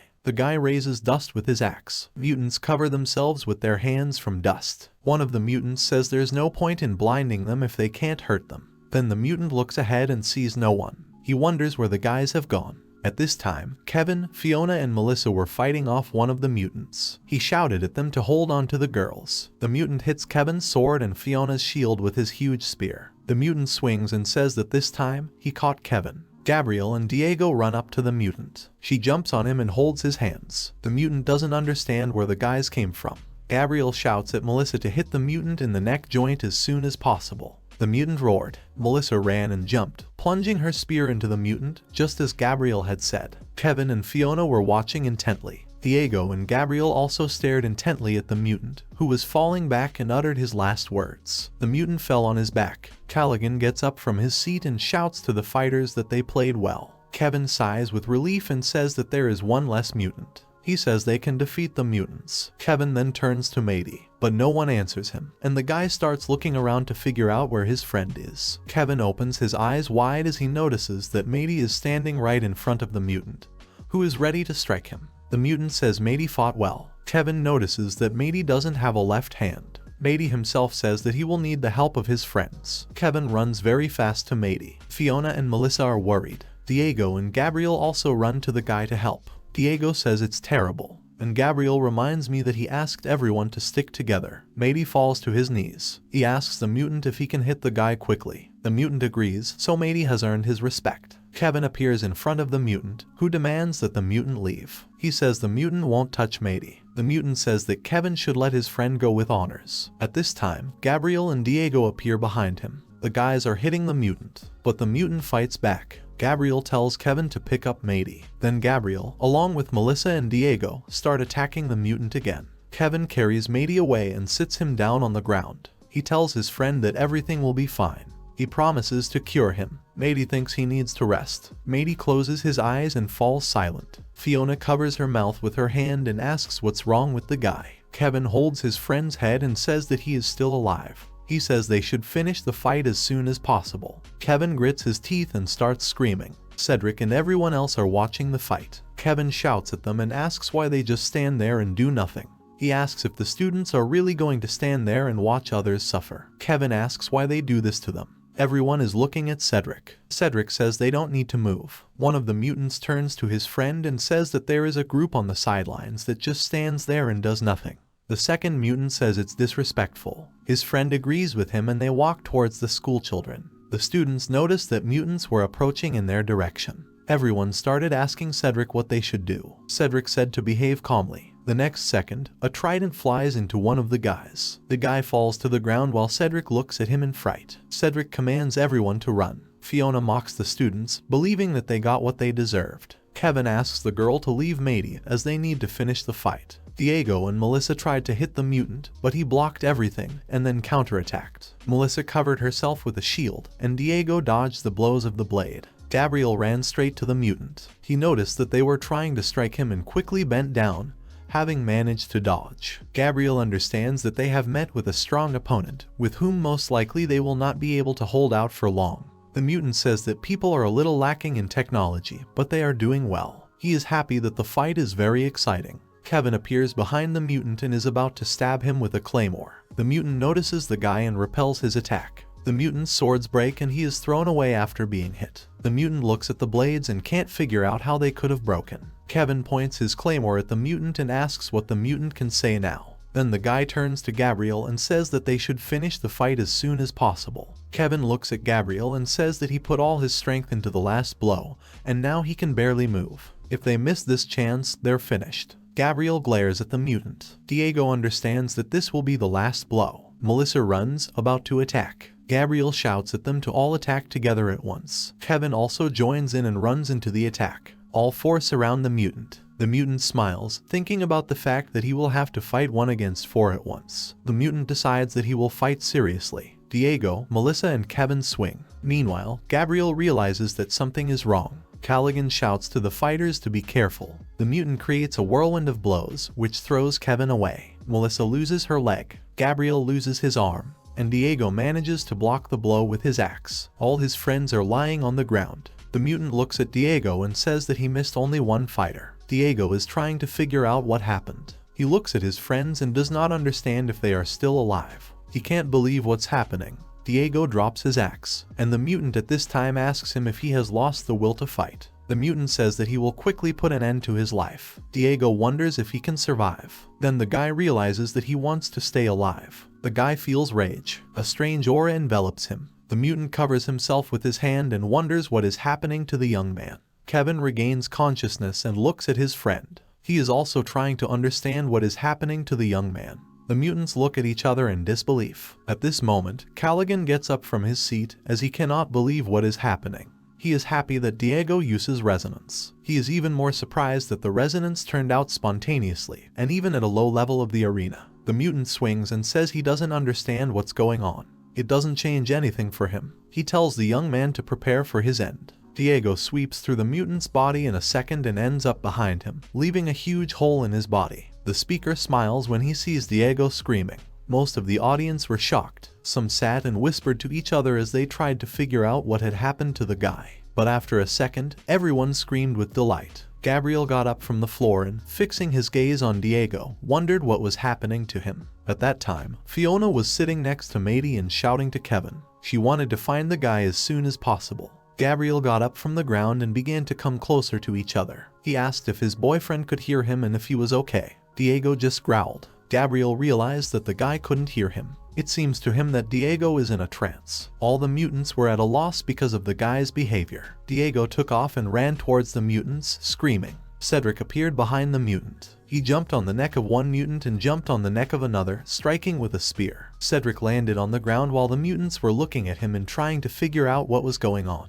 They were distracted by Cedric, which is why they did not notice how Diego appeared behind them ready to strike. Diego struck a crushing blow and fell to the ground. Cedric looked at Diego, cursing, and wondering what was happening to him. Diego was lying on the ground and trying to catch his breath. Then he abruptly opened his eyes and regained consciousness. He got up from the ground and noticed Cedric, asking him what happened. Cedric answered the question with a question. Diego looked up and began to talk about how he felt completely empty. After that, the guy fell to the ground and lost consciousness again. The speaker went up and announced that the people from Earth had been declared the winners. He says that people were able to complete 3 mandatory fights. He asks the audience if the show was of high quality. At this time, Fiona sits and holds Kevin's body, hugging him to her, and Gabriel approaches Melissa, who was lying on the ground and did not move. The robots reappeared in the arena. The speaker presented the results of the battle to the deafening shout of the audience. He says they are now moving on to the next fight. All the surviving fighters were sitting near the medical bay and waiting for news about their friends who were injured in the arena. Gabriel raises his hand and thinks that the level of technology in the new world is simply incredible. His arm grew back in just a few seconds. He concludes that as long as they remain alive, robots can heal any wound. Diego asks if Gabriel thinks that everyone else will be able to recover given their recent terrible condition. Gabriel pulls his hand aside and, smiling, says that everything will be fine. He confirms this by the fact that they were able to restore his arm. Diego agrees with the guy. Then he says he feels guilty for surviving when so many people were gone. Fiona turns around and says that Cedric and his team should feel guilty. Fiona folds her arms over her chest and says that if Cedric and his team had fought with them, as they agreed, they would not have been sitting near the medical bay and would not have been waiting for news about their friends. The girl is happy that the victims are only among their team. Team Cedric is silent at this time. The door opens and Kevin, Melissa and Matey come out. Kevin greets everyone. Fiona quickly runs to Kevin and hugs him. She is very happy about his return. Diego approaches Melissa and picks her up. He asks how the girl is feeling. He also wonders if her leg has been restored. The girl says that the recovery of the leg was a little strange, but in general she is doing well. Gabriel approaches Melissa, puts his hand on her shoulder and says that he is glad that everything is fine with the girl. Melissa blushes and asks what they are going to do next. Gabriel remembers what Callaghan told him. They will be brought to the auction hall. School children will be introduced to buyers, whether they are citizens looking for new slaves or sponsors recruiting fighters. Callaghan was standing on one of the platforms. An alien in a white wig offered all the customers present to go to the inhabitants of Block 99.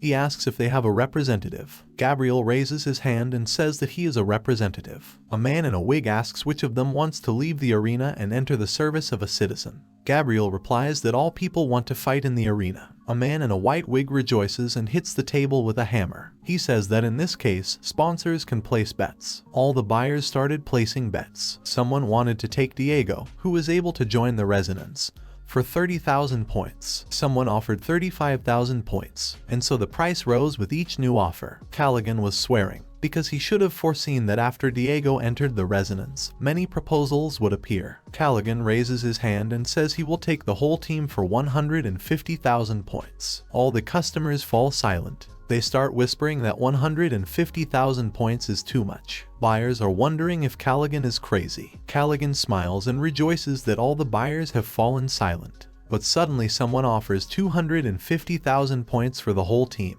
Callaghan looks at the buyer in surprise and sees Thorn. He's angry because he should have suspected a man. Gabriel looks at the buyer and tries to figure out who he is. The man leading the trade reports that they have an offer equal to 250,000 points. I recognize Thorn. One of the buyers wonders what a person of his level is doing in this place. Callaghan stares intently at Thorn, who is standing and confidently looking ahead. At this time, Diego leans over to Gabriel and says that this was not in the plan. He asks what they will do. Gabriel replies that nothing and asks the guy to relax. According to what Callaghan told Gabriel, fighters have the right to choose sponsors. Tradition implies that they allow others to make their own price offers in case one of them seems more profitable to them. Gabriel thinks that Callaghan should have offered a slightly higher price so as not to give the impression that they had agreed. Gabriel looks at the man and assumes that he wanted to impress his colleagues and make a name for himself. But the man did not imagine that someone could increase the bet so much and spoil his plans. Gabriel looks at Thorn and thinks that his offer seems very generous, but they will not join him in any case, since they do not know anything about him. Gabriel swears and thinks that he needs to announce his choice. The guy is about to say something, but Callaghan interrupts him and says that he is offering 400,000 points for the whole team. The buyers decide that Callaghan has gone mad. Gabriel and all the other students look at the man in shock. Gabriel wonders what the man is doing. He thinks that it is useless to increase the bid this way. Thorn smiles. He says he loves auctions very much, but he has to admit that 400,000 points seems to him a bit overpriced for such a product, so he decides to quit the game for a while. Thorn congratulates Callaghan. Callaghan clenches his teeth in anger. He understands that Thorn deliberately provoked him, and he was led. The auction host hits the table with a hammer and says that Gabriel's team has been sold for 400,000 points. He asks them to clear the stage for the next ones. Callaghan turns around and gestures to the students to follow him. Gabriel comes closer to the man and addresses him. The guy asks if Callaghan knows the man who tried to buy them. Callaghan replies that this is his old friend. The man shows his official transport ship. He asks all students to sit down and feel at home. Diego enters the ship and is amazed. He asks if they are really on a spaceship. Callaghan says that technically, you can go into space on a spaceship, but in fact it is not designed for such trips. Kevin thought they would use the portal again. Fiona asks if they will go back to the block. She's worried about the things she left there. Callaghan asks the girl not to worry, convincing her that they will still return to the block. The spaceship is taking off. Diego and Melissa look out the window and admire the views. Cedric and his team are on edge. At this time, Gabriel is sitting and thinking that they have coped with the first stage. The spaceship flies up to a huge building. At this time, Gabriel wonders what will happen next. Callaghan leads the students to a large building and says that now it is their new home. He says that this will be the headquarters of their new team. In this place they will live and train. Mady is amazed by the height of the building, and Gabriel assumes that the building is very old. Everyone is greeted by a woman who informs that all the preparations that Callaghan asked for were ready. The man thanks Gladys. Callaghan introduces his new assistant Gladys. He says that if they have any problems or have questions, they can contact a woman. Mady is embarrassed and says that there are not only terrible aliens on the new planet. Kevin blushes too and agrees with the guy. The guy notices Fiona's menacing look and quickly changes his mind. Callaghan says all the rooms are upstairs. It provides students with a choice. The man also adds that they have 2 hours of free time, after which he will meet them for dinner. Gabriel enters the building. He finds a room and opens the door. The guy evaluates the room. He makes sure that the new room is much less harsh than in the previous rooms. He also enjoys having a bathroom. Diego runs into Gabriel's room and asks if he has seen which rooms are gorgeous. He says that the new rooms are completely different from the cells in which they lived before. He is sure that they will be much better off in the new building. Gabriel becomes more serious and says that they are not on vacation at all. He reminds us that technically they are still prisoners. He asks Diego not to forget about it. Diego says the guy is right. Everyone gathered in a hall with huge tables. Callaghan raised his mug and once again welcomed the students to their new home. He says that together they can become heroes of the arena. Everyone else raises their mugs and shouts, supporting Callaghan. Kevin turns to Mady and asks who the rest of those present are. Mady did not expect such an atmosphere. Diego says that the food is strange, but very tasty. And Melissa turns her head from side to side, asking where Gabriel is. Cedric is sitting at the table and thinks that something is wrong. He had a bad feeling. He wonders why they are allowed to drink nearby quietly after what happened in the arena. He's looking for Gabriel. Callaghan introduces Gabriel, who is the captain of their new team, which doesn't even have a name. Everyone greets Gabriel. A strange sign appears on the guy's face. Melissa is surprised. Fiona asks what the guy has painted on his face. Diego says he looks incredible and hopes it doesn't hurt. Mady asks why Gabriel is their captain. Gabriel thanks everyone for their support and hospitality. He also thanked the host and sponsor Callaghan for complying with the terms of their agreement and appointing him to the post of captain. The guy promises that he will do everything in his power to maintain the unity of the team and that each member of the team will show all his abilities to the maximum in order to rise to the top and honor the house of Callaghan.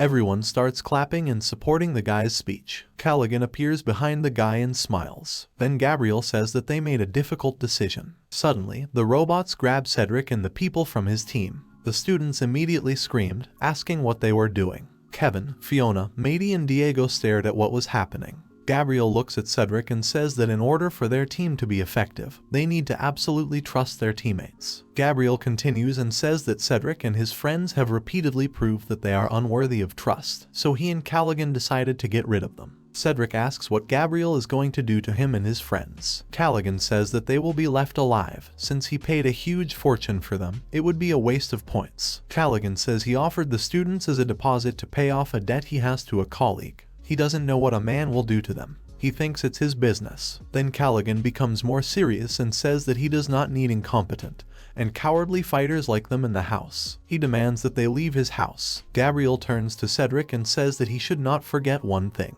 Gabriel leans over to the guy and says that he is all alone. Cedric starts screaming and crying. He asks Gabriel to have mercy. Fiona snuggles up to Kevin because she doesn't want to look at Cedric. Melissa presses her hand to her mouth in surprise. Diego turns away, and Mady and Kevin look at Cedric in shock. The guy begs for mercy. He apologizes to the Gabriels and asks him for help, but the robots are already taking him away. All the survivors turn around and look at Gabriel. The guy asks what he did wrong. He asks his friends not to make sad faces because they are at a party. Callaghan raises his mug and says a toast. All the fighters are standing in front of Callaghan. The man hopes that everyone has had a good night's sleep. He says they are all in the training arena. Callaghan points to the alien standing next to him and asks everyone to get to know him, as he will be their coach. The coach's name is Lochk. A man greets schoolchildren. Callaghan says that starting from the next day, all the surviving students will train almost every day, waiting for their first fight as a team. Kevin asks when the fight will be. Mady says they will have another surprise announcement 2 days before the fight. Lochk demands silence. He reports that the guys can talk only when they are given permission. Callaghan thanks the man. Then he reassures the students and says that now that they are official fighters, they will no longer be called into the arena randomly. Callaghan assures the students that their first fight will take place when they recognize their readiness. Lochk sighs, because it seems to him that it will take a very long time. Gladys says they also need to develop a marketing strategy, find a team name, engage in merchandising and contact partners. The woman is sure that it will all take several months. Callaghan says he's already tired. Gladys raises an eyebrow and says that she will have to transform the appearance of schoolchildren. She says they have no impressiveness at all. She is convinced that it is difficult to make champions out of such unkempt people. Diego looks at his clothes and says that his tunic looks stylish. Kevin admits that the woman offended him a little, and Fiona began to get angry because she was called unkempt. Callaghan folds his arms and agrees with Gladys. He says that the students really look bad and they will need to sort out the clothes. Callaghan says he's leaving them with the coach. He informs that they will meet in the evening. He would like to take them somewhere. Callaghan turns to the coach and says it's his turn. He asks not to put too much pressure on the students on their first day. Lochk needs his hands and says that Callaghan is the main one in this house. Callaghan leaves with Gladys. Lochk is warming up. Then he says that in the morning he will just check them to assess the current level of students. He says the test will be very easy. Lochk takes off and almost strikes Gabriel, but his fist stops inches from the young man's face. Gabriel looks at the fist in front of him in surprise. He understands that he didn't see anything. Everyone recoils and looks at the coach and Gabriel in amazement. Lochk says they will all fight. The man demands that all schoolchildren take out weapons and attack him. Diego asks if they really all need to get their real weapons. Lochk pulls out his weapon and repeats his demand once again. He wants the students to attack him at once. He advises everyone to fight seriously. All of them take out their weapons in a couple of seconds. Lochk asks what teenagers are waiting for. Everyone ran at once to attack the man. Watch dodges Kevin's punch and says he's swinging his sword, not considering that his long weapon makes him vulnerable to melee attacks. Kevin gets hit in the face and flies away while the man asks him if he understood. Matey appears behind the coach. He tries to strike several times, but nothing works out for him as the coach dodges. Loke asks if Matey is sure that his swords are designed to be used with 2 hands. He says that the guy just loses accuracy and mobility, and then he kicks the guy in the stomach. The trainer tells Matey to learn how to fight with 1 before using 2 blades. Then the coach turns around, spreads his arms and asks if anyone will attack again. The students stood and stared intently at their coach. Diego says he realized it was a test with bells. Melissa asks what the guy is talking about. Gabriel replies that this test was presented in the manga. Fiona doesn't understand what this is about and what this has to do with it. Diego turns around and says that the purpose of their test is to give them a lesson so that they work as a team to win the coach. He thinks it's obvious. A coach appears near Diego and says that everything is not like that at all. Diego does not have time to react and gets hit in the stomach. The coach says he just wants to fight with the students to see how strong they are. The girl is about to attack the trainer, but their spears cross as the lock jumps and lands right on their points. The man counterattacks and says that even if all the students attack him together and in a coordinated manner, they still won't have a chance to defeat him. Melissa and Fiona get hit and fall to their knees. Locke turns to Gabriel, asking if he called his name correctly. He says the guy is Callaghan's favorite. Callaghan believes that Gabriel has great potential. Locke comes closer to the guy and says that he still hasn't attacked him. He assumes that the guy was waiting for an opportunity to attack him suddenly. That's why he let others attack first. The guy was looking for vulnerability. Locke runs at the guy to attack and says he is very smart. Gabriel looks at the coach with horror and realizes that he has no chance of defeating him. Locke strikes, but Gabriel covers himself with a shield.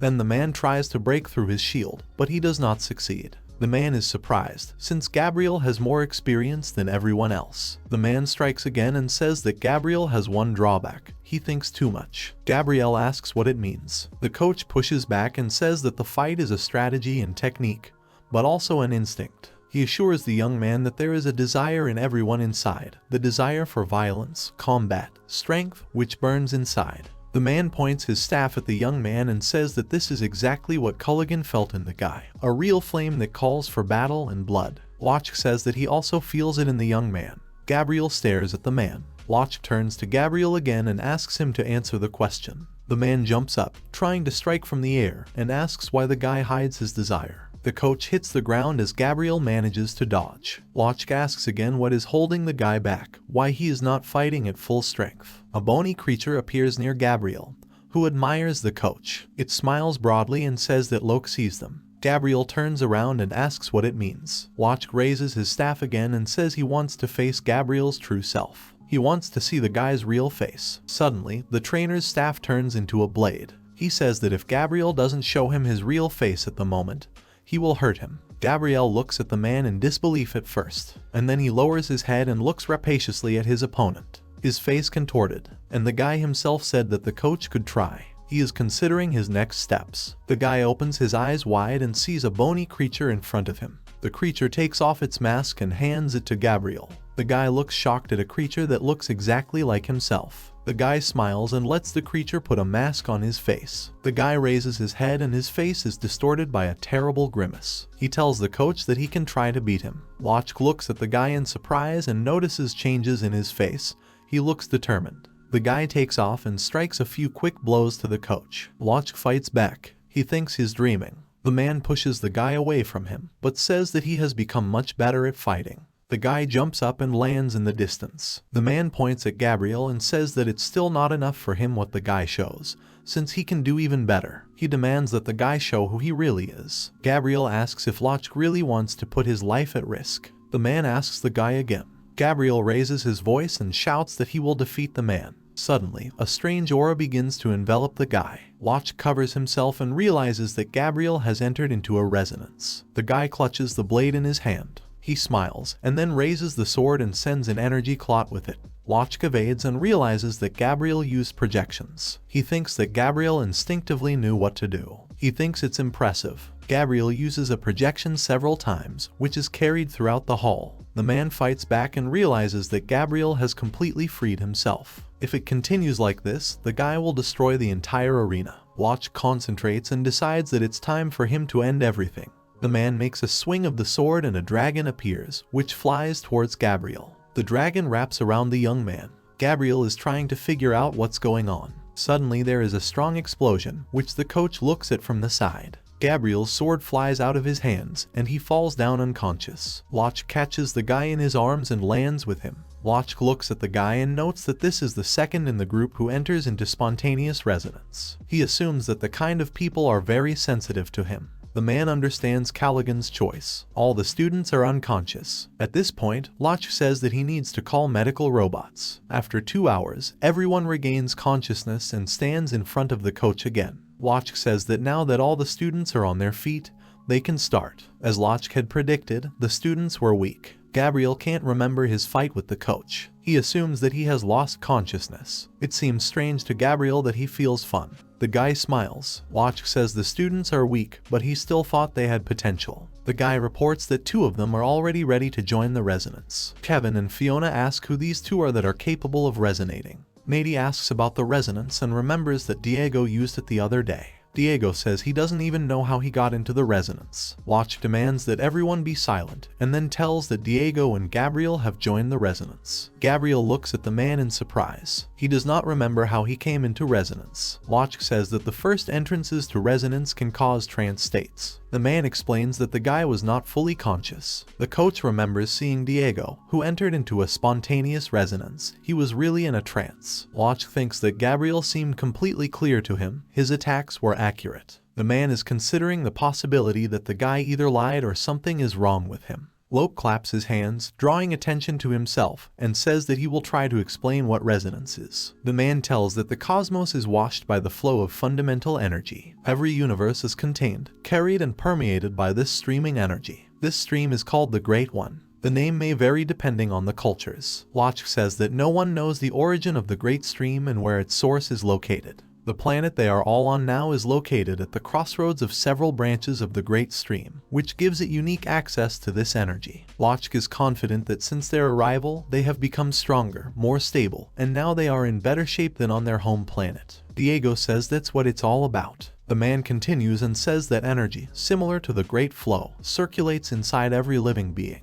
He says that this energy is infinitely less. When a person was able to coordinate his inner energy with the energy of the Great Stream, they say that he entered into resonance. The man raises his fist and says that resonance allows you to multiply energy and use it for your great achievements. The man directs his hand to the side, using resonance, and sends a clot of energy to the side, destroying the wall. Kevin covers Fiona and admires the man's strength. Locke says that this is not very common for school children of their level of combat, but he will start by teaching them to enter into resonance. The man says that if the students can master the resonance, then he can assure them that they will easily rise in the C-League ranking.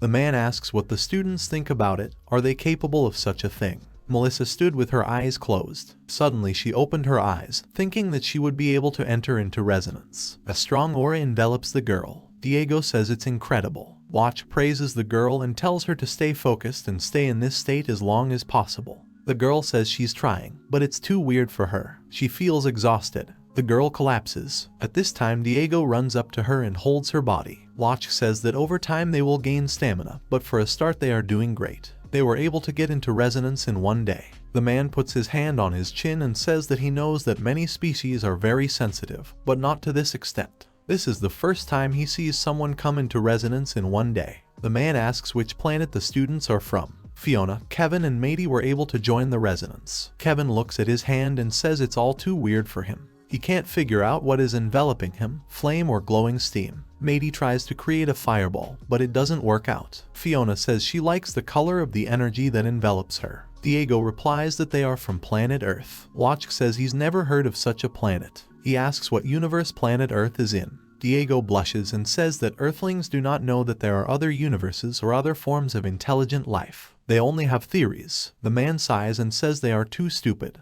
Melissa and Diego stand in disbelief. Locke turns to all the students and says that they all did a great job, except for Gabriel. The guy was sitting on the floor and was silent. Kevin started to grin at the guy, saying that nothing was working out for him. Mady joined in and said he had thought for a while that Gabriel was the strongest fighter among them. Locke turns around and, pointing at the guys, says that no one asked them to express their opinion. He demands that the guys go and do 1,000 push-ups. Guys get scared right away. Locke gets down right in front of Gabriel and asks why he can't get into resonance again.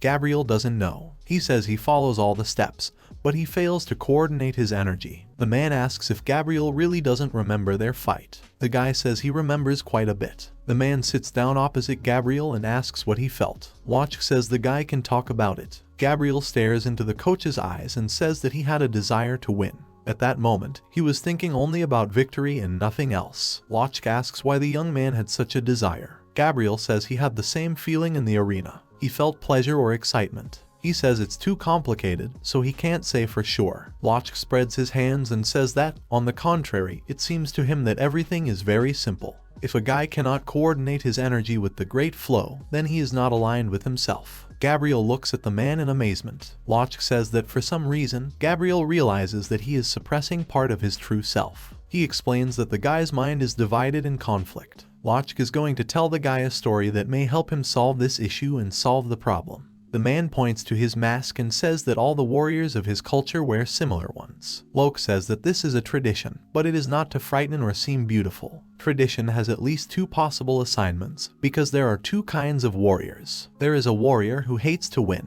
His mask allows you to protect your soul, get rid of kindness, which otherwise will prevent him from defeating his enemies. As soon as a warrior puts on a mask, he ceases to be who he is and becomes a weapon. It is his mask that will bear the burden of the blood he has shed, not the warrior himself. And vice versa, there is a warrior who loves war, who loves to win. His mask serves to reveal the soul, his true face of the sower of death. He accepts his status as a weapon and devotes himself completely to the battle. Locke finishes his story and gets up from his seat. Gabriel asks him to stop and asks what is the difference between the two fighters. He doesn't understand, because they seem the same to him. Locke turns around and asks if the young man is sure of this. The man says that the training is over and sends everyone to their rooms. Gabriel is standing in the shower. He was thinking about talking about masks. A bony creature appears near the guy, who says that Locke is right. He thinks that by hiding himself, the guy will finally go crazy. The creature is proof of this. The creature says that Gabriel can pretend not to notice if he wants to, but that doesn't negate the fact that it's right.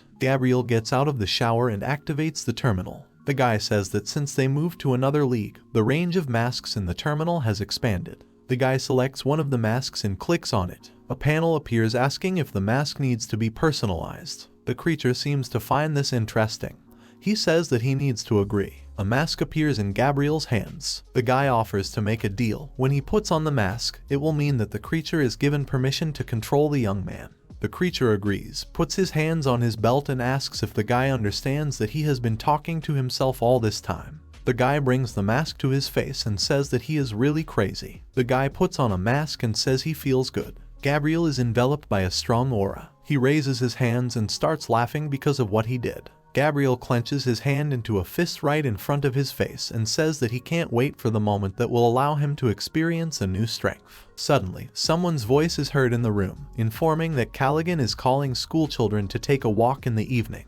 Gabrielle takes off her mask, goes to the bed and notices how a chic outfit that Gladys has prepared materializes on the bed. The voice reports that the students were getting dressed and joining. They're leaving in 20 minutes. All students change clothes and go out of the building to the street. They are greeted by Callaghan. The man says that the students are very stylishly dressed. He says Gladys spoiled them all. Kevin asks where they're going. Callaghan replies that it's a surprise. Everyone gets on board the spaceship. Callaghan says that they are already close, so you can start climbing. The robot obeys and executes the command. The ship rises at speed, and all the students begin to fall back. Matey asks what is going on. Callaghan turns around and says that in the evening he will take the guys to watch the fight that will take place in the arena. But before that, Callaghan wants to show the guys something. The spaceship rises so high that the planet is visible from the window. Everyone looks at the planet dumbfounded. Gabriel admires the way the arena looks. Matey says it's crazy. Fiona is amazed at the size of the arena. And Kevin asks if they really fought in the arena. Callaghan laughs and says that this is something incredible.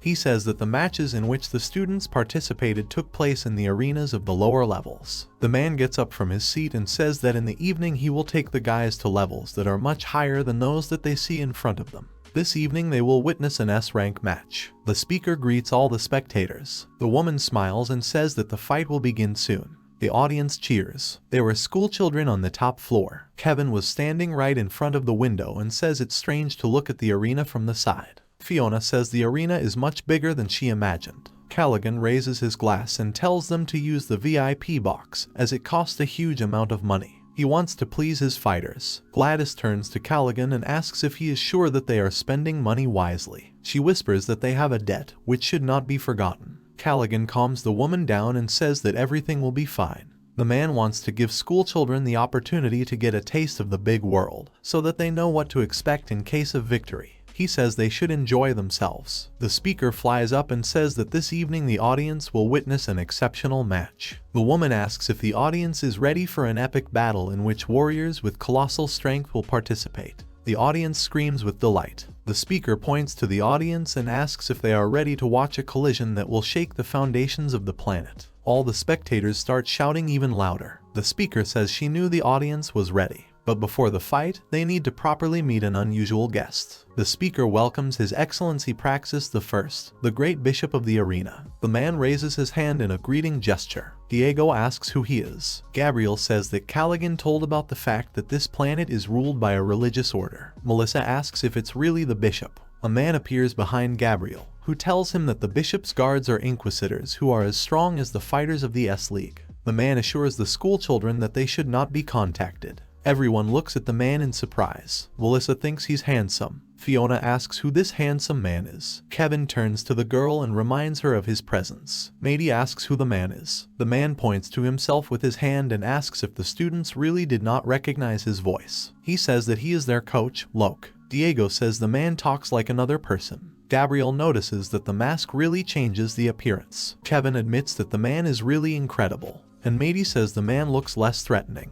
Callaghan appears behind Lochk. He puts his hands on the man's shoulders and says they need a drink. The man refuses. He says he doesn't drink alcohol. The speaker says it's time to introduce their champions. The woman represents the Akapuchnik Summoner, who is a great black wizard, respected and feared in hundreds of the kingdom. He is the current great champion of the S-League. The speaker says that Akapuchnikov's spells bring a nightmare to his opponents. She then asks if that will be enough for another champion. The speaker says that everyone was waiting for this champion. She says the caster's opponent will be a former grand champion who is returning to the S-League after years of absence. The whole crowd starts cheering. The speaker says that all the fights of the second champion have become legendary. His courage and strength have remained unprecedented. The speaker represents the great Hercules. The audience shout the champion's name. Diego is amazed. He thinks the champion is incredible and asks the others if they see his horse. Gabriel falls into a stupor. He can't believe it. He thinks it can't be a coincidence. A thought comes to his mind. The speaker rises up and announces the beginning of the battle. The caster folds the seals. He says he respects the champion, but his days in the arena are over. The man says that Hercules should have stayed retired. Hercules is silent. The caster uses the endless plague of the abyss. Kevin asks what it is. Creepy creatures surround Hercules. The man stares at them intently, and then jumps and avoids the blow. The caster raises his hands and says that there is no escape from his attack. The caster's creatures surround Hercules again. The man raises his spear and summons lightning bolts that strike the creatures. All the spectators froze. The students were amazed, and Callaghan was drinking a drink and saying that the man was still in shape. At this time, the caster froze with surprise on his face. His creatures fell prostrate to the ground, and Hercules landed somewhere nearby. The man asks if the caster has finished. The caster folds the seals and says that this is not the end. But the caster does not have time to apply his seals, as Hercules turns out to be faster and blows his head off with one blow, ending up behind the man's back. Hercules asks if the caster is sure. The speaker rises up and announces that Hercules has won. All the spectators shout the name of the champion. The champion himself was still sitting on his horse, inspecting the stands. Gabriel looks at the man in shock and asks if they really watched the fight from the S-League. Kevin is distraught. He says they will never be able to reach the same level as Hercules. He thinks it's crazy. Hercules takes off his helmet. Everyone looks at him in shock. Fiona can't believe what she's seeing. Melissa's mouth dropped open in surprise. Diego asks how this is possible, and Gabriel says that explains everything. A man with dark hair and blue eyes is sitting on a horse. Gabriel looks at him and says that they are not the only people on the planet.